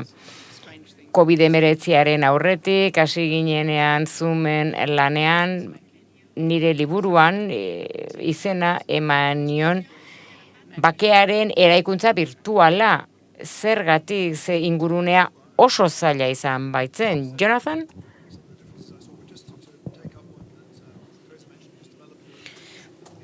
Egia da desberdintasunak daudela. Adibidez, Ipar Irlandan, arrakasta izan genuen prozesuan, alderdien artean babesa egon zelako. Tony Blairrek John Majorri babesa eskaini zion, naiz eta alderdi desberdinetakoak izan. Laboristak agintera iritsi zirenean, kontserbatzaileak ere hain babesa eman ziguten. Beraz, hor ez daira gertatu gauzak hemen bezala. Euskal Herrian hitz bat ikasi nuen, gaztelaniaz esaten, crispación. Eta hori gertatzen da hemen, oposizioko alderdi batek adibidez gobernua erasan besterik egiten ez duenean, naiz eta gobernuaren zeregina izan bakea lortzak. Kolonbian ere gauza bera ikusi nuen, crispación berriro ere gaztelaniaz. Eta hori ikusten dut munduko hainbat lekutan gertatzen dela, eta bada ajolagabekeria handia. Politikarion zeregina izan beharko litzatekelako bizitzak salbatzea. Horrek gauzak zaildu egiten ditu. Zuk ere erantzun nahi duzu edo hurrengo galderara pasako gara? Kolonbiarra naizen aldetik, guk ez genuen zerikusirik, gure prozesuak ez zuen zerikusirik hemen gertatu zenarekin, baina askotan gero odi komunikanteak daude bat hemen eskuinean du, ze garai hartan, lehen aldiz etorri zen Jonathan Kolonbiara, eta Santos presidenteak eskatua zidan kanal bat irekitzeko, back channel bat FARC-ekin. Eta nik esango nukeen lehenengo gauza da ez dagoela bakerako transiziorik, berez pasatzen denik, bakerako transiziorik ez da Espiritu Santuren aginduz egiten, batzorde batzuk sortu behar dira, baina baita ere zubiak eraiki behar dira, etxe batzuk, eraikin batzuk egin behar dira, eta hori lan handia da. Eta hori egin daiteke negoziazio baten kasuan horrela izan zen Kolonbian, lehenbizi sekretua, isilpekoan, bide horri batekin, baina badira beste modu batzuk, hau egiteko negoziazio formal bat behar izanik gabe, baina hala ere beti dago prozesu bat. Nik uste dut hori oso ondo dagoela aitortzea, eta hori da ni esan nahi duden bigarren gauza, formaz gain nola lortzen den fusilak isiltzen direnean de facto badago transizio bat. Eta bestela ez badezu hori onartzen, ezin dituzu bere sortzen diren arazo horiek konpondu. Eta hori da gertatzen Kolonbian. Ari duela bi aste barru, 5 urte beteko ditugu, bake akordioa gobernu batekin, zeinak egin dituen gauza batzuk, bai, egin da bere jarrera izan da, bakerako transizioa ukatzea gatazkaren ondoko egoera bat de facto dagoela. Eta, hau da, adibidez, gauza estrategia, segurtasun estrategia bagaratzea egoera berri honetarako, izan diteke urratsetako bat, lidergo gehiago bat izatean, gai kritiko batean, biktimen kasuan, adibidez gaitasun bat, bizikidetza odeiertz bat erakusteko, hau da, alde batera utzirik nola gertatu ziren gauzak, de facto badago bakerako transizio bat, eta kasu egin bertzaio, eta ondorioi ere kasu egin bertzaio, indarkeria episodio, oie, ni gauza bat benetan miresgarria iruditu zitzaidana Kolonbiako bake prozesuan izan zen, hasi aurretik, kontaktuak hasi aurretik, eta zubiak egin aurretik zuek, ahalegin bat egin zenuten Kolonbiako gobernuan oso handia beste prozesu batzuetatik ikasteko. Ez? Eta orain pixka bat hitz egin nahi dut, gai hau proposatu nahi dut, tipikoki gertatzen dena, eta hemen gertatzen dena, ni kazetaria naiz, Euskal Herriko bake prozesua idatzi dut, eta enbodu nahiko kritikoan idatzi dut, Brian bezalako eta Jonathan Powell bezalako jendea aipatu bain nituen, eta esan nituen gauza batzuk, izorratu egin zuten establishment politikoa. Baina beti esaten zuten zerbait, izaten zen eta beste leku askotan esaten dute. Baina beste herrialde batzotako esperientzia irrelevantea da, segura bakarra da, diferentea da, ez du aurrekaririk gizadiaren historian. Eta hitz egin dezagun beraz honi buruz, eta behar bada saitezu gai honekin, Sergio, zein da zuk egin zenuen egitearen balioa, hau da Irlandan gertatzen zena ulertzea, Hego Afrikan gertatzen zena, eta nora erantzuten diegu, esaten dutenei ez dagoela ezer komunik dena bakarra dela eta sui generis dela. Bai, oso labur gaurgo izan dagoeneko hitz egin dugu, ez? Eta kafe hartzen ari nintzela esan dio, txantxa bat asmatu berri dut. Badute zerbait komunean bake prozesu guztiak eta gatazka guztiak, eta dene pentsatze dutela bakanak direla, berezia direla. Hemen gauzak ez direlako horrela, ez? Eta nik orain aukera izan dut Bruselatik hainbat lekutan laguntzeko, eta hori ikusi dut, kasu guztietan. Eta horregatik lehenik eta behin kontuan izan behar dugu, baietz baldintzak eta egoera desberdina dela. Leku guztietan ez dira berdinak, noski gerran ere uste dut hain zuzen ere bikaintasuna horretan ikusten dela, ulertuta testu inguru zehatz horretan zeintzuk diren beharrak. Bake prozesu batean ere, gatazka batean ere, baina egoera estrategikoa oso antzekoa da. Eta horre bermeak, egiaztapenak, ere aplikagarriak dira. Jakin behar dugu horiek, tresna horiek daudela jakiten eta ongi egokitzen errealitatera. Santos presidenteak, Kolonbian eta beste aditu batzuek, talde bat sortu genuen, hain zuzen ere ikuspegi hori ekartzeko gatazkara. Eta parte hartzen zutenak, ez ziren Jonathan bezala, beti gobernuaren aldetik parte hartu zutena, baizik eta hainbat ikuspegitakoak, eta uste dut honek azken batean apaltasun bat ekartzen digula, Ulertu behar dugulako gatazka bat ebaztea zaila dela eta horregatik garrantzitsua dela dagoeneko egin dutenengandik ikastea. Bai, Jonathan, apaltasun hori ez da, Sergio aipatu duena, ez da oso ohikoa, ez da? Ez da oso ohikoa apaltasun hori. Gatazka bat dagoen lekura joten zaren bakoitzean beti aurkitzen duzu hori, bakoitzak uste du beti bere gatazka dela bakarra eta oso zaila dela. Gero ere beste zerbait gertatzen da, gobernuan elkartzen ginen bakoitzean talde terrorista batekin, ez dugu sekula ikasten aurretekan gertatu dena. Denaz, gobernuan, baldin badugu talde terrorista bat herrialdean, saiatzen gea presio militarra erabiltzen, presio politikoa. Eta gero, jende pertsona asko hil ondoren ulertzen dugu beharrezkoa dela oreka bat izatea presio poliziaren artean eta irteera politiko baten artean. Irlandan hori saiatu ginen egiten 4 alditan.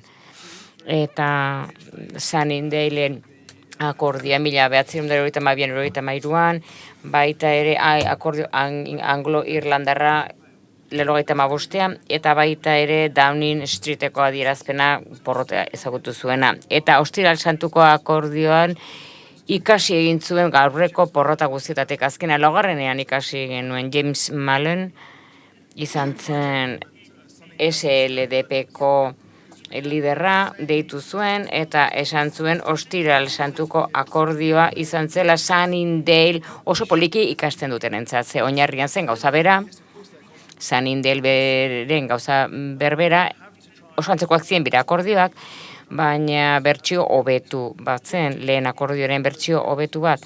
Beraz, hainbat metodo erabili behar ditugu bakera iristeko, hitz egin behar dugu hitz egin eta baita ere presio politikoa egin, noski, poliziala ere bai. Teresa. Zer dute komunean bake prozesuek? Ze elementu dituzte komunean?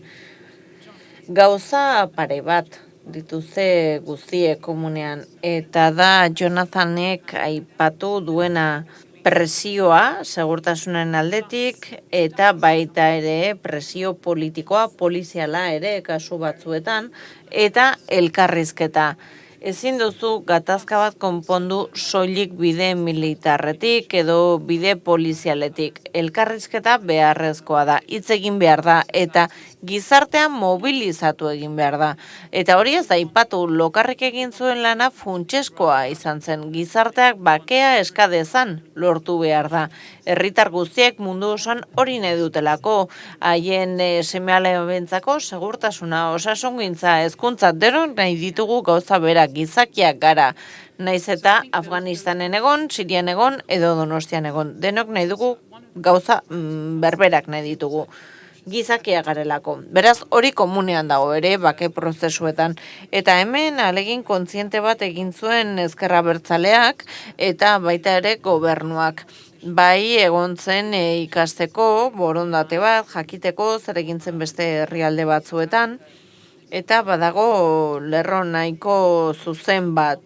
Ego Afrikan, Ipar Irlandan eta hemen lotuta daude eta ikasbideak atera dira prozesu horietatik elkar ulertze eta laguntze bat ere egonda. Konfiantza emateko lan bat eginda ere bizitzan trantsizio hori egiteko, oinarrizko trantsizio bat egin behar delako. Eta trantsizio hori lotuta dago politikagintza normalizatu batekin. Gatazka hor dago, baina ez da mantentzen pistola bat edo bomba bat erabiliz, baizik eta jardun politikoaren bidez. Hau da, gatazka ez da desagertzen, eraldatu egiten da, bere itxura aldatu egiten da. Beraz, hor konfiantza landu egin zen, eta hori uste dut komunean ere dutela prozesu guztiek. Biktimak, giza eskubideak erdigunean jarri behar dira, eta hori ez da horrela izan, hainbat urtetan, hemen Euskal Herrian, urte askotan etzen aitortzen biktimen sufrimendua. Eta hori beti izan da erronka bat. Giza eskubideekin lotutakoa beti da erronka bat prozesuetan. Urraketa horiei erreparatu behar diegu, gatazka lantzeaz gain garrantzitsua delako. Brian, zu Hegoafrikatik zatoz, eta Hegoafrikan betidanik nolabaiteko txantilloi bat eskaini zuten, ez da? Gerra hotzaren ostean gatazkak ebazteko, ez da? Eta horregatik askok pentsatu zuten zuk laguntzeko aukera izango zenuela, Ipar Irlandan, Israelen, hemen, beraz, kontatu pixka bat. Hegoafrikan nola zeuden gauzak, nola izan zen zure bizipena lehenengo gatazka hartan, gerra hotzaren osteko? Lehenengo gatazka hartan, ebatzi zen lehenengo gatazka hartan. Lagundu zintuen edo zure ikuspegia nolabait baldintzatu zuen, zer da, abantaila edo muga? Bueno, komentario txiki bat egin nahi dut bake prozesuen inguruan ea bakarrak diren edo ez. Martinek esan du, bitartekari gisa guk ematen duguna edo eskaintzen duguna esperientzia dela. Gure esperientzia, gure ezagutza guk ikasi ditugun gauzak lan egin ondoren, hainbat agertoki desberdinetan hori da guk ematen duguna bitartekariak garen aldetik. Baina nire iritzia da, prozesu, nik ezagutu ditudan prozesu guztiak bakarrak izan direla, ze baldintzak desberdinak izan dira. Nik uste dut badagola batek egin dezakeen akatseka handiena. Bueno, ni beti ahalegintzen naiz bake prozesuaren natura izaera bakarra aitortzen, zer esaten balin baduzu, esaten badiezu ez dela bakarra, hori da, ezakin nungoaren antzeko zerbait gertatzen da, aretotik botako zaituzte, beraz, bitartekari gisa, konfiantza sortu behar duzu beste aldeekin. Eta beraz, aitortu egin behar duzu prozesuak duen izaera bakar, hori ze berez bakarra da, eta estrategia txarra izango litzateke ez aitortzea. Beraz, zer egiten dugu?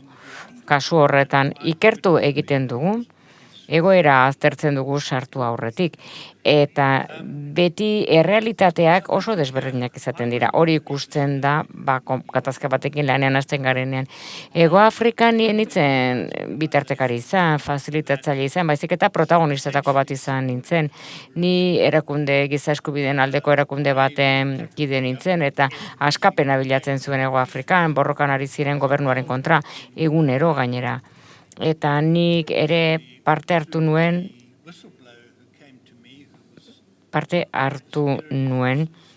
eta lan egin nuen, segurtasun indarren kide batekin, estatu sekretu batzuk argira atera nahi izan zituena. Eta pertsona hark hitz egin nahi zuen, programa sekretu horri buruz, poliziak egindakoa, hainbat pertsona erail nahi zituztenean eta hark salatu nahi izan zuen, eta nien nintzen bake prozesuaren parte izan baizik eta protagonista izan nintzen arazo guztian. Bai. Eta nazioartean lanera eraman induena izan zen zelan egin genuen preso politikoekin 81 eta 82 urteetan Leclercek 2 lege onartu zituen. Eta lege horiek esaten zuten, presoek kalte ordenak eskazitzateketela. Eta nik zuzenean parte hartu nuen prozesu horretan, eta haien ordezkaria izan itzen prozesu askotan. Eta ondorioz haien askapenak harri zutenak, presoen askapenak harri zuten, prozesu horiek guztiak. Eta horren ondoren, Mandelaren gobernua botere hartu zuenean, eskatu zidaten, prozesu baten liderra izatea. Eta prozesu horretan milaka presoi laguntzen ahalegindu ziren askapena lortu datutenak, eta hori ere gertatu zen Ipar Irlandanik uste dut arrakasta izan genuela mandatu hori egikaritzeko orduan, hau da, Ostiral Santuko akordioa ezartzeko orduan presoak askatzeko. Eta horrek ekarri ninduen ona, azken batean, eta pentsatu ezkero, sakon pentsatu ezkero, harrigarria ere bada. Ze gaur egun asko hitz egiten da presoen auziaz. Beraz, 2004an nirekin hitz egitera etorri zirenak, behintzat hoietako bat hemen dago, orain, areto honetan bertan. Eta oso xaloak izan ziren, ni bezala, inusenteak izan ziren, ze pentsatu zuten hemen bertan lan egitea nahikoa zela, eta kitxo, Espainiako gobernuak egingo zuela, Britainiarrak egin zuen gauza bera presoak askatzeko orduan. Eta, beno, ni inplikatu egin nintzen prozesu horretan eta beste prozesu askotan ere. Arrakasta handiagoa izan zutenak zorionez. Bai, oso ondo, eskerrik asko. Eta galdera bat ere landu beharko genuke hemen, eta hause dela uste dut Shakespearen Lear erregea aipatuko dut uste badidazue. Ze hor badago aipu bat erregearenak zoragarria iruditzen zait, esaten duena momentu batean. Oso simplea baita Lear erregeak esaten duenean, heldutasuna guztia edo dena da, heldutasuna dena da. Aipu erraza sinplea da, baina garrantzitsua da. Hau da, heldutasun puntua. Metafora oso egokia da. Hau da, fruta heltzen denean, ez pasatzen denean edo berde dagoenean baizik eta hori da puntua. Eta nik uste du kontzeptu hori funtsezkoa dela. Guztiontzat, gure bizitza pertsonaletan, politikan ere bai, prozesu hauetan guztietan ikuste dut heldutasuna garrantzitsua dela. Eta hemen mai gainean jarri nahi dudana da heldutasunaren kontua. Heldutasun puntu hori, protagonisten heldutasun puntua, alde guztien protagonista puntua, heldutasun puntua prozesuetan, eta giza faktoreak duen garrantziak, prozesuek arrakasta izan dezaten. Hitz egin dezakegu horri buruz, Jonathan, aurrera. Bai, teoria hori garrantzitsua da. Bake prozesuak landu behar dira, heldutasun puntu batera iristen direnean, ez da? Eta hori nola dakizu, fruta bat ukitu ezakezu, baina bake prozesu bat, beraz, interesgarria bai, baina erabilgarria ez, gerora bakarrik jakin dezakezulako. Jendeak etzakien, heldu zegoen ala ez, prozesurako jendea prest zegoen, bai, ala ez.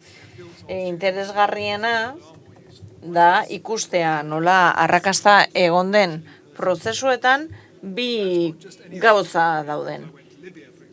Batetik, adibidez, Libiara joan nintzenean, ikusi genuen, egoera zegoela ez aurrera ez atzeko puntu batean, estankatuta zegoen.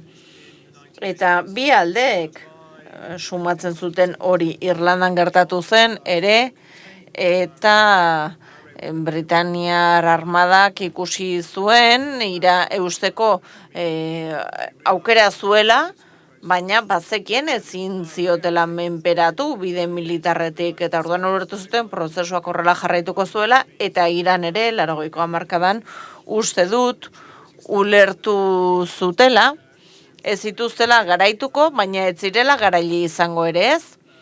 Beraz, nolabait hor etenda, estankatuta zegoen prozesua. Eta horrek bideratu zuen beste urrats batzuk ematea, bake prozesu batean.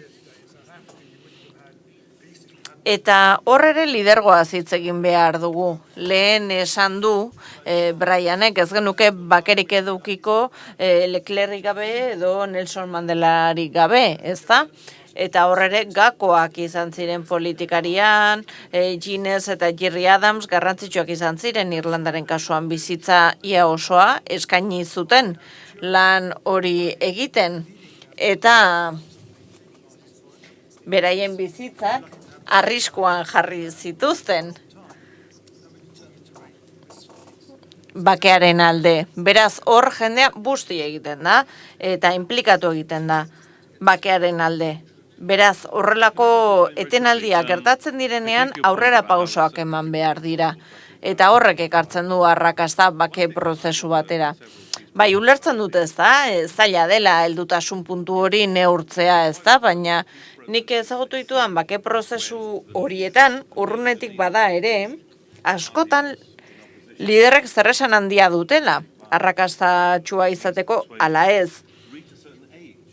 Adibidez, oposizioan baldin badaude, eta indarkeria erabiltzen ari badira, helburua lortzeko, agian, adinarekin lotuta egon daiteke heldutasun puntu hori. Adams eta McGuinnesen kasuan ere, antzeko zerbait gertatu zen, ezta? McGuinness oso gazte zela sartu zen mugimendu iraultzailean, baina adinean aurrera ginala ikusi zuen prozesua beti erekotuko zela ez bazuten zerbait egiten. Farkekin ere gauza bera gertatzen da, ezta? 20-30 urte bete zen dituztenean kideek haien ikuspegia aldatu egiten da, ezta? Adinean aurrera ginala grin hori nolabait galdu egiten da, bai dagoela lotuta adinarekin. En el sentido de, yo estoy de acuerdo con Jonathan. Ni ados nago Jonathanekin, nik uste dut heldutasun kontzeptua erabilgarria dela, baina ez nago ados Jonathanekin esaten dutenean self-made kontzeptu hori, nik uste dut Kolonbian etzela hori gertatu. Nik uste dut modu erabilgarriago bat dagoela gaui hauetan pentsatzeko.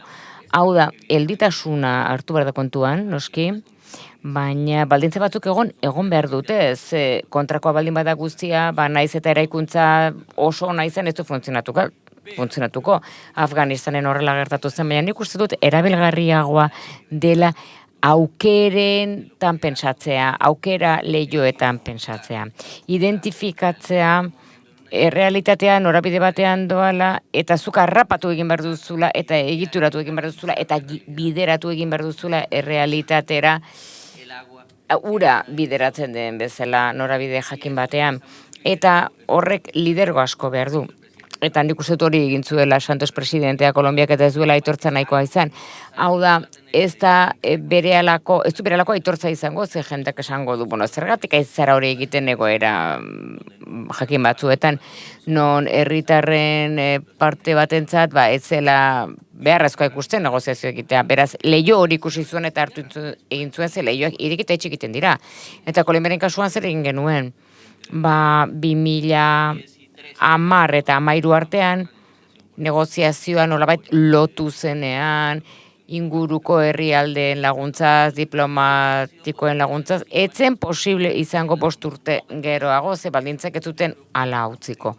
Beraz, uste dut hemen baldintza edo adierazpen garrantzitsuena da gaitasuna zegoela, aukera zegoela eta identifikatzeko aukera lehioiek hartu eta berehala errapatzea.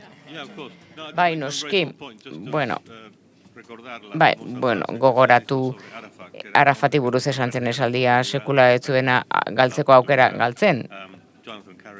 Jonathan aurrera. Bai, ados nago. Ados nago aukeraren kontzeptu horrekin Santos presidenteak esaten zuen aukera zegoela erasateko teknologia zuelako oianean. Eta horrek lagundu egin zion ere beharrezkoak ziren baldintzak sortzen, baina tira, Kolonbiako gatazka Sergio Jaramillorena da. Ez, puntu hori oso garrantzitsua da, Kolonbiari dagokionez termino politikoetan, elektoraletan, ez da, horrela hitz egin behar badugu aukerarik errazena, 2010an zen jarraitzak geunden bezala, ez da? Eta hori gertatzen da, Israelen eta horrelako herrialdetan, ez da, segurtasunean inbertitzen da, eta hor zirkulu zitalak sortzen dira. Pizgarriak gutxiago dira bake prozesuaren zailtasunei aurre egiteko, segurtasunen alde egiten bada, beraz esan genuen bai guazen, baina guazen askoz hobeto, eta askoz hobeto aterako gara itxiera bat ematen badiogu bake akordio batekin. Hori da Martinek lehen esaten zuena, barkatu hemen utziko dut, ez, baina ez, segi esan nahi duzuna, bai, ez bizkore esango dut. Martinek esan du, errezagoa dela bakea egitea baino. Hau da, ausardia behar dela horretarako, eta horregatik ekarri ditut ona bere hitzak noski. Teresa, esantzuk. Bai, esan behar nun, hemengo egoeraz pentsatu genuenean, elkarrizketaren estigmatizazioa, historio luze bat pasandoren, transizioaren ondoren, eta transizio horretik ere bai, elkarrizketa porrota ezagutu zuten batak bestearen atzetik, gobernu bat bestearen atzetik, denek esaten duten ez dutela negoziatuko, baina hor bazegoen negoziazio historio luze bat, elkarrizketa frakasatu batzuk. Gero iritsi zen estigmatizazio batera, terrorismoa estigmatizatzea, beraz, aitortu behar da ze lidergo eta ze ausardi izan zen 2004 urtean, noski, elkarrizketa horiek Otegi eta Egigurenen artean aitortuak izan behar dute, beren lidergoa onartu beharra dago eta bere ausardia onartu beharra dago, eta baita ere ausardia etaren aldetik ere bai, beraz esaten dudan bezala niri iruditzen zait, hau azpimarratzeko zerbait dela, eta gainera ze lidergo orokor egontzen ere Rubalcaboren lidergoa hain zuzen ere. Eta uste du Kolonbian ere arla izan dela. Beraz, gogoratzen naiz Santosen lidergoa, gogoratzen naiz Oslon izan genuen elkarrizketa bat Farkekin hitz egiteko eta errespetuz hitz egin zuen. Farkekiko errespetuaz eta Espainiako testuinguruan imaginezina da hori guztia gertatu ditekeela, baina ausardi hori esatea, hau egingo dut, honi eutxiko diot eta aurka egingo diot datorren kritika guztiari, euri jasa guztiari. Eta atzera eginez, dinamika militarraz hitz egiteko orduan, nik uste dut ez gaudela bakarrik egoera horretan. Nik uste dut aitortu ere egiten zela Farkak ezin zirela garaitu bakarrik bide militarrekin, beraz hor egoera horretan zeuden. Hau da, konturatu ziren, hori etzela bidea, eta benetan hasi beharra zegoela prozesu bat. Brian?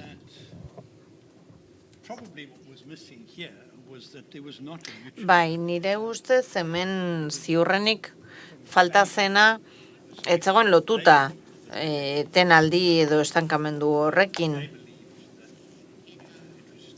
Espainiaren aldetik esaten zuten denborarekin lortuko zutela. Eta garaitzea eta suntsitzea hori zen beraien kontakizuna. Eta testuinguru hori kontuan izan da, ere,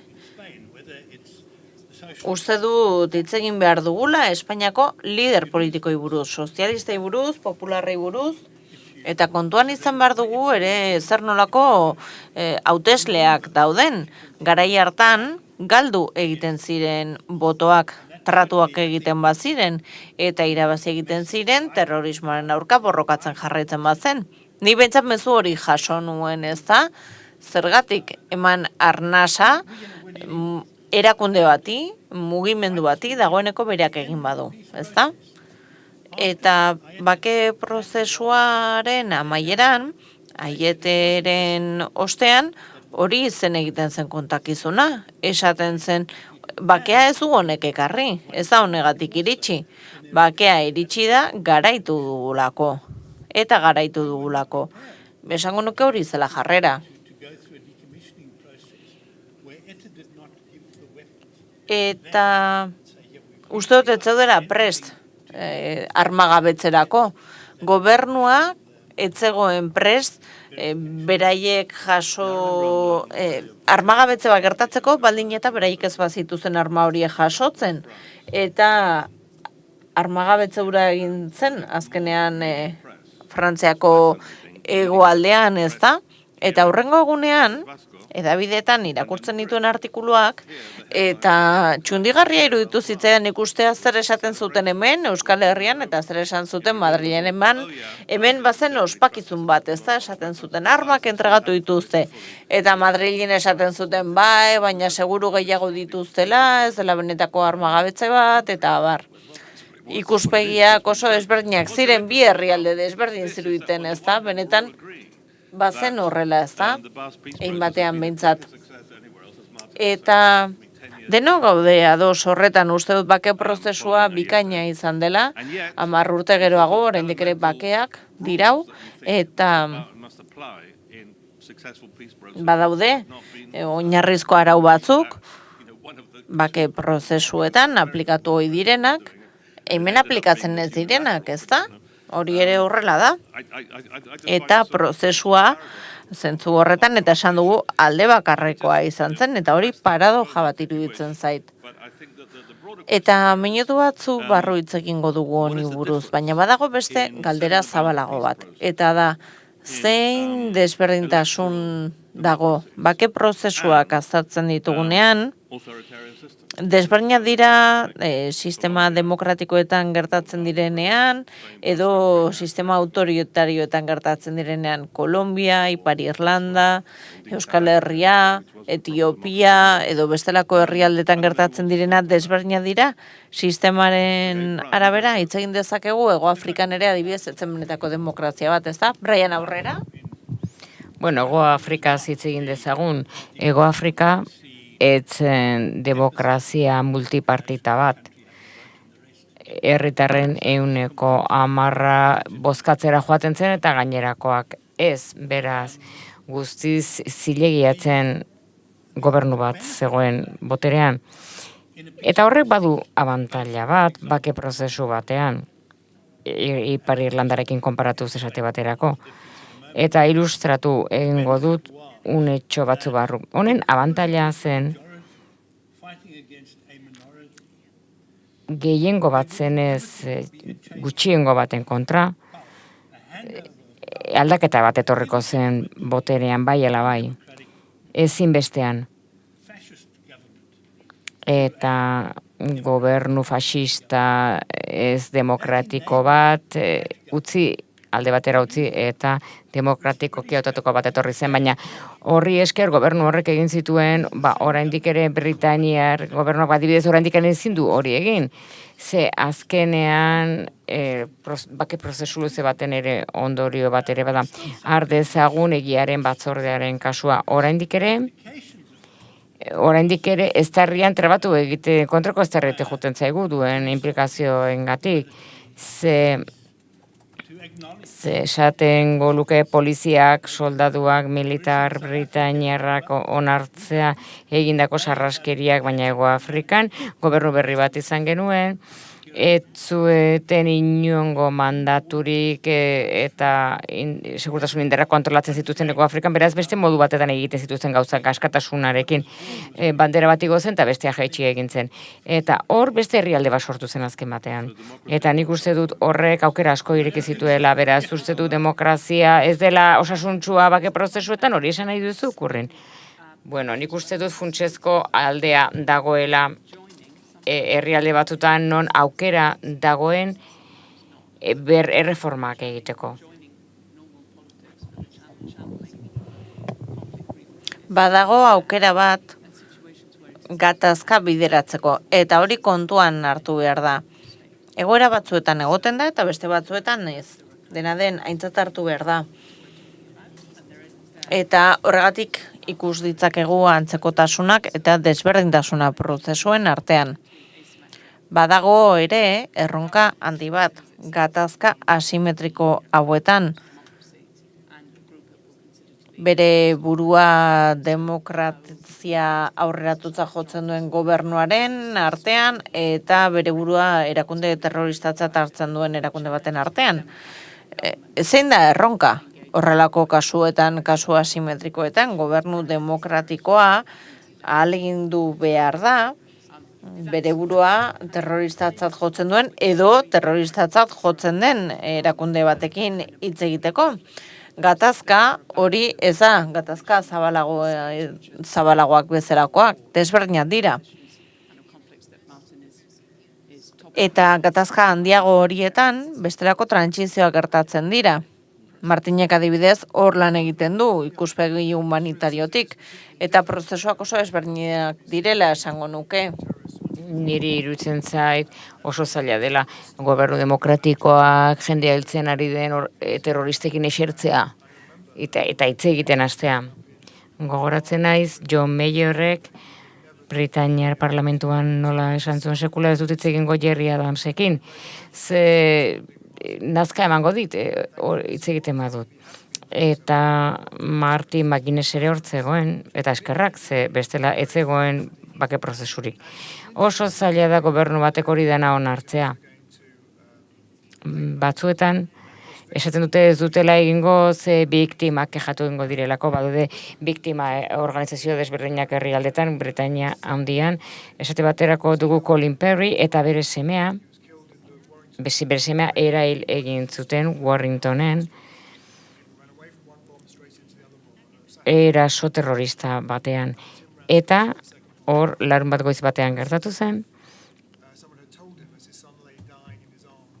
eta norbaitek, bere semea hiltzen ari zen betartean norbaitek pertsona hori esango balio Britainiar gobernua irarekin hizketan ari zela, eskandalagarria izango zen. Baina hilabete batzuk geroago desberdin erantzungo zuen, ze esango zuen, nire semearen heriotzak izan du bere helburua. Hitz egin duzu Santos presidenteaz. Helen, eta ausardi hori izan zuen, eta ez ausardia fisikoa, baizik eta ausardia elektoral politiko bati buruz ari gara, ez? Bai. Eta gero, referenduma etorri zen, ere bai noski, gustatuko litzaidake bi gauza horiek komentatzea. Bada gai kritikoa, ez? Eta da oso zaila dela demokrazia batean bake prozesu bat egitea. Aipatu diren arrazoiengatik, baina baita ere askotan demokrazian esaten delako aizu, eta zergatik hau iruditzen zaie, indarkeria erabilita eztabaida bat sortu behar dela, eta elkarrizketa bat sortu behar dela, hemen demokrazia baldin badago, hor kontra esan bat sortzen da. Eta esango nuke ere, erantzun bat eman behar duela estatuak indarkeria horren aurrean, eta hor askotan abusuak gertatzen direla, eta hori tragatzea ere zaila da, ez da? Hau gertatzen ari da eta demokrazia gara, ez da? Baina, uste dut, demokrazia batean zaila dela onartzea gatazka bat badela bere baitan duen gaixotasun moduko bat, eta konpondu egin behar duela. Bada, minbizi bat izatea eta minbizia duzula ez onartzea bezala.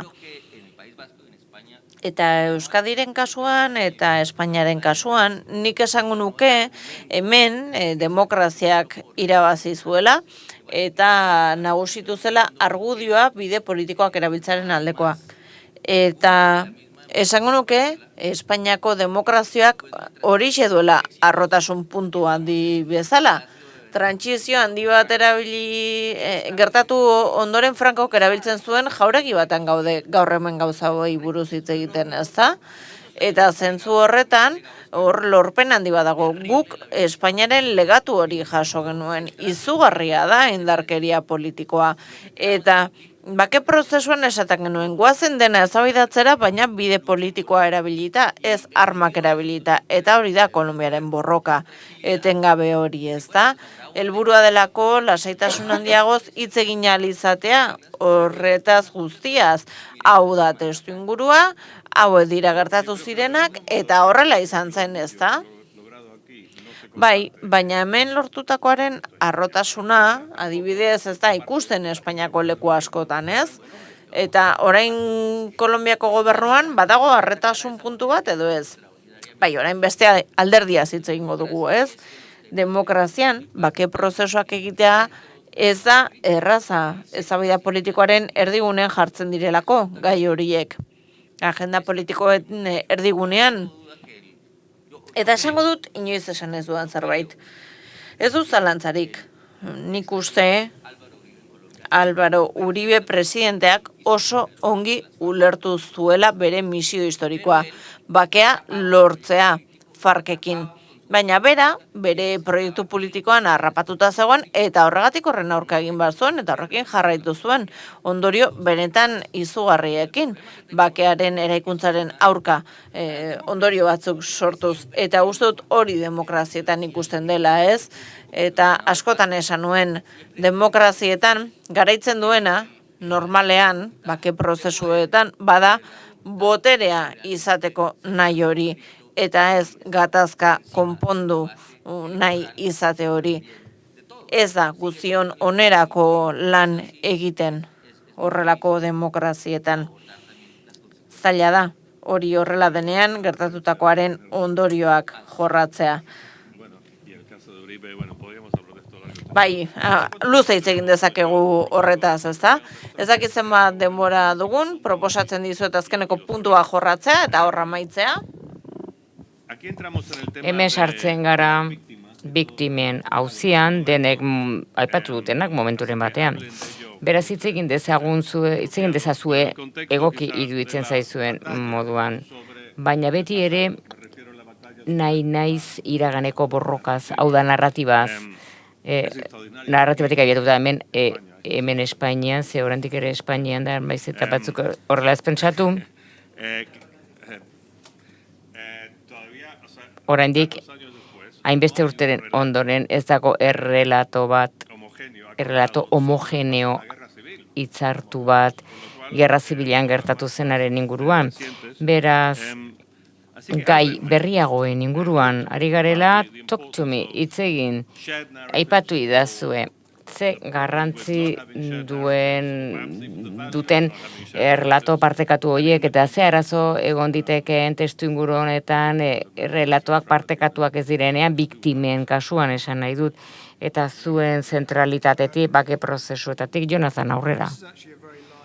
Bai, bueno, oraindik bizi dagoen gaia da Ipar Irlandan.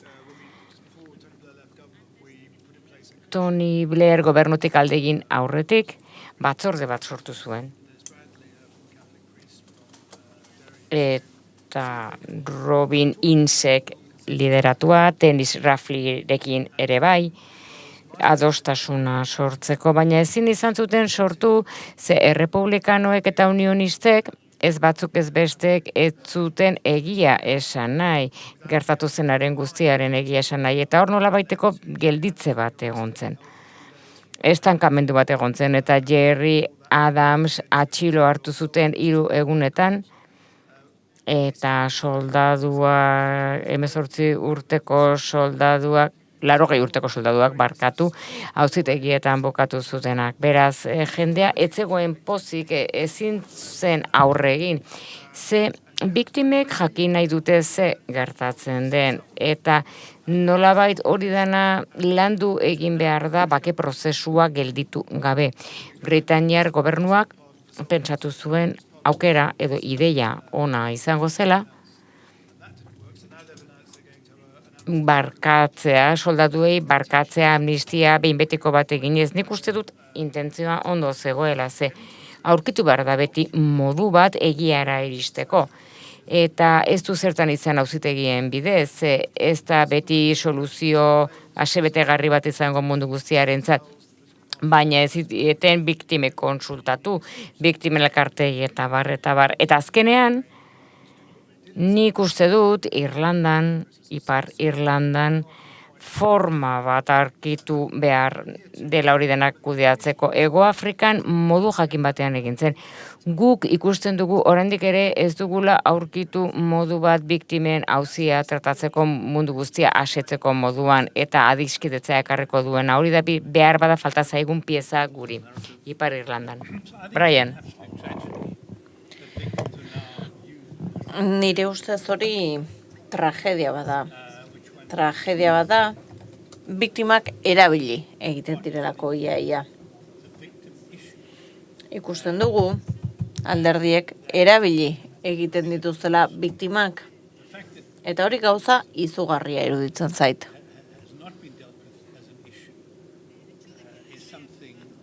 Eta biktimen gaia heldu ez izana larria da.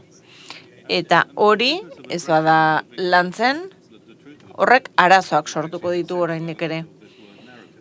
Biktimei buruz hitz egiten dugunean eta haien egiaz, hori kontakizunarekin lotuta dago, asko hitz egiten da kontakizunaz, ezta? Eta pentsatzen dugunean zer egin daitekeen, hori zaila da. Kontakizunak era askotakoak izan daitezkelako, oso ezberdinak dira elkarren artean. Eta horregatik da hain zaila, ez dagoelako adostasun bat, akordio bat, esateko non hasten gara historia kontatzen. 50.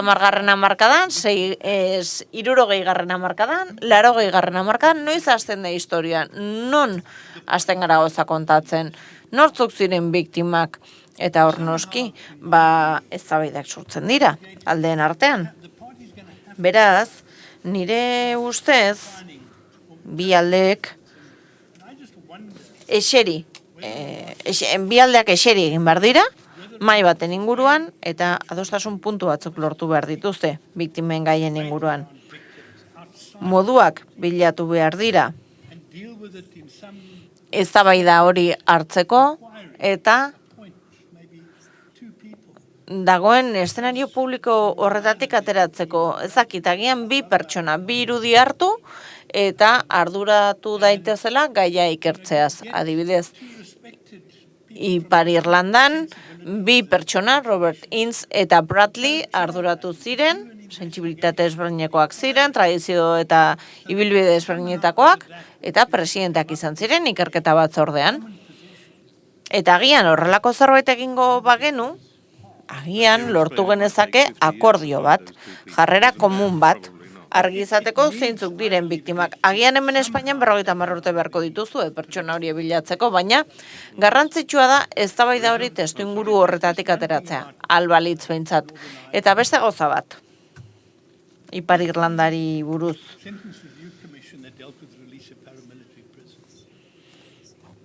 Batzorde bat egon zen, preso politikoak kaleratzeko, eta nik lan egin nuen batzorde hartan, 89tik 2012raino prozesua luzea izan zen, eta zergatik luzatu zen hainbeste? Preso batzuei baldintzapeko askatasuna eman zitzaielako, eta gero, borroka batean sartu zirelako, paf batean, eta hori Ipar Irlandan gertatu zenez, berriro espetxeratu egin zituzten. Dena den, gehienek, 2-3 urte behar izan zituzten prozesua betetzeko. Etzen amnistia bat izan, baina bai egia dela herritar askori kostatu egin zitzaiela hori onartzea, asko kritikatu zituzten, prozesu horiek, unionistek, errepublikanoek asko kritikatu zituzten. Inorri ez zitzaion gehiago gustatu. Baina noski, nahiko azkar egin zen. Eta horregatik ere mina sakona izan zen, mina bizia izan zen, biktimentzat oso mingarria zen ikustea presoak espetxetik ateratzen ari zirela.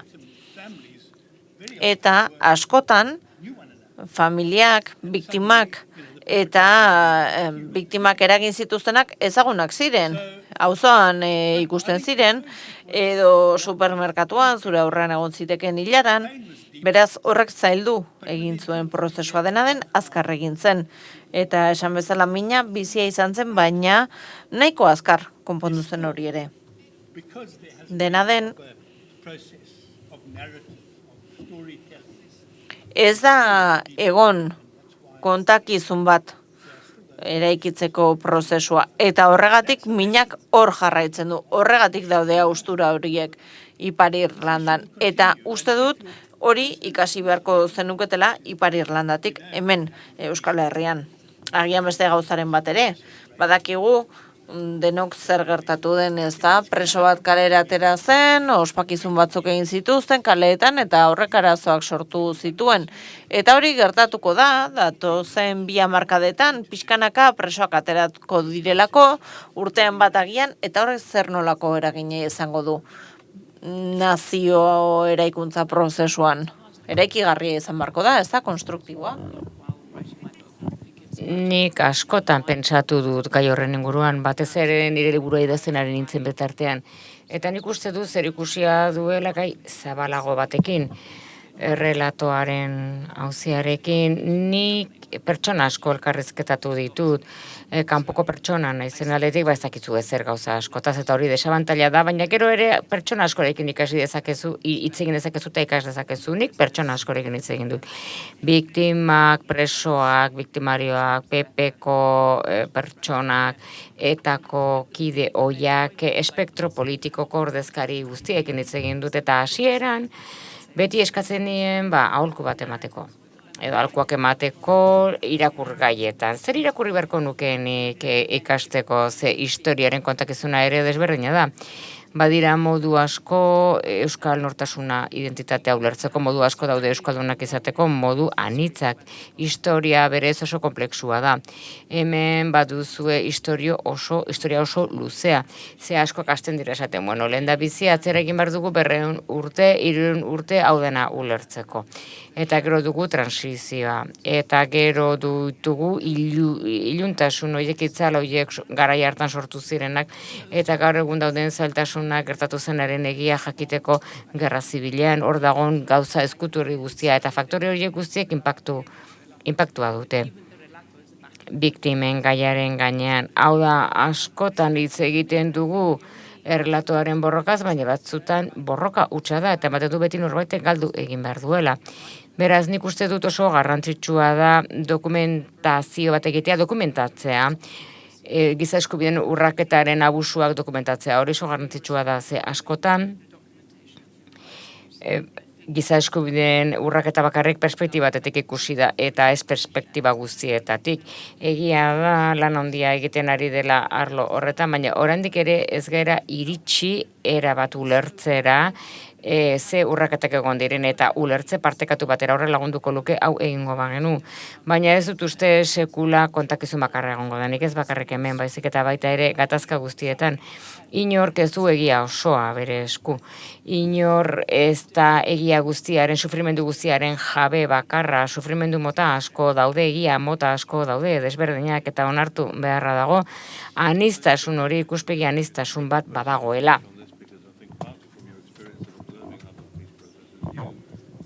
Sergio, uste duzu zerrela aproposena? Eztabaida horrekin amaitzeko zuk lan handia egin duzulako, Kolonbian kontakizuna egiteko? Bai, esango nuke Kolonbian etzela bake akordiorik egongo biktima kontuan hartu gabe. Beraiek izan ziren guk egin genuenaren erdigunea eta motorea ere beti izan genituen gogoan, eta izan ere jaso genuen biktimak egongo zirela egiten ziren akordioen erdigunean. Eta gure kasuan, ez genituen Martin bezalako adituak izan, egon ziren fasilitatzaileak, bideratzaileak, baina ez bitartekariak, ez genuelako nahi ere ez. Eta gure artean eztabaida biziak izan genituen 3 aste eztabaidan eman eta gero, 2012ko ekaina aldean, adostu zen biktimen puntu bat egongo zela, eta hor zehaztu zen bake prozesuaren erdigunean egongo zirela biktimak. Eta hori izan zen gerora egin genuen guztiaren leitmotifa. Esango nuke ere gero negoziazioa gainditu zirenean jorratu behar izan genuen gaidik zailena izan zela, gogorrena. Eta fase horretan, jakingo duzue batzuk Habanara gonbidatu genituela, 3-4 delegazio egon ziren, eta gonbidatu genituen ara joatera, negoziatzaileekin hitz egiteko, haien bizipenei buruz, haien itxaropenei buruz, eta hori gauza benetan berezia izan zen, osongi gogoratzen du gogorra izan zen bertan zeuden guztiontzat. Eta zergatik izan zen hau posible? Abia puntu gisa, printzipio bat genuelako, Santos presidenteak eta gobernuak onitsitakoa, eta zen biktima guztiei buruz hitz egingo genuela. Brian Currinek adierazten duen arazoa guretzat oso korapilatxua zen. Historialariek esaten dute, hasiera eta amaiera jartzea zaila esaten dela. Farken kasuan, ari gara hitz egiten aurkakotasun armatu bati buruz eta aspaldidanik gertatu da gure lurretan. Farka bada erakunde izugarri handia. Beraz, arazoa etzen hori, arazoa gure kasuan zen, onartzea biktima guztiak kontuan izango genituela. Eta gobernuak inolako momentutan ez zuen pentsatu, berdintasun bat ezartzen zela, farken biktimen eta barren artean. Ez, printzipioa honetxe egin zen, eta orduan, horri esker, Farken negoziazio buruak, berak, esan zuen, gu ez gaude hemen impunitatea trukatzeko.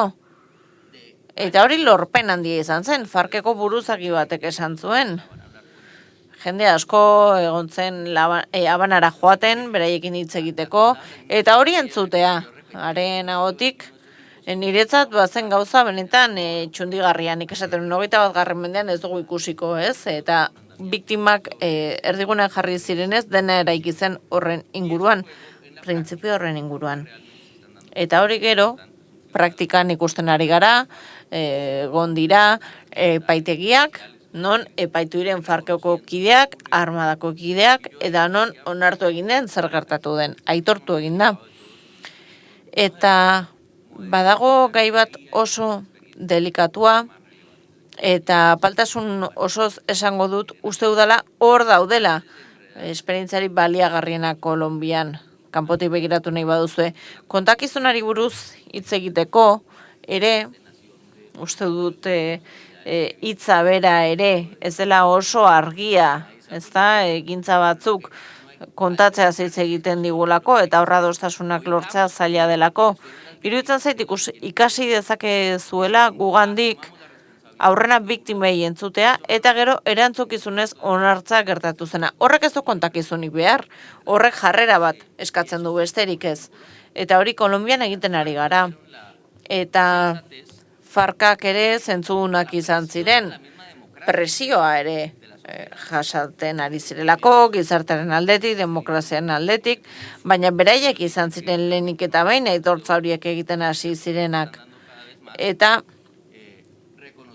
ikusi genuen adibidez, nola aitortu zuten bahiketak erabiltzea, akatsa izan zela, arbuiagarria zela, ez zutela horrelakorik egin behar, eta hori gero eta gehiago ikusten ari gara espazio askotan, Kolonbian. Eta hori uste dut zabaldu egin behar dela. Denek, onartu behar dutelako erantzunkizuna, soilik armak erabili zituzena, baizik eta baita ere testu inguruak sorrarazi zituztenek. Eta adostasuna baldin badago, gauzak horrela ebazteko, uste dut lasaitasun handiagoz jorratu daitezkela beste alderdi guztiak. Ongi, honekin amaituko dugu, eta gogoratu, hemen gaudela Aieteko konferentziaren 10. urteurrena ospatzeko, eta Martin Griffithsek esan duena berreskuratuz, nazioarteko bitartekariok eta behatzaileok zoriondu egin behar ditugu Euskal Herritarrak, 10 urtez bakean mantendu dutelako, hemen daudenei esker, Martini esker, lagundu zuten guztiei esker, eta bake prozesuaren zati garrantzitsu batek entusiasmorik agertu ezarren zuek esan zenutelako, ez baduzue konpondu nahi guk Euskaldunok konponduko dugu. Eta horregatik nire miresmena eta zorionak eta eskerrik asko gonbidapenarengatik.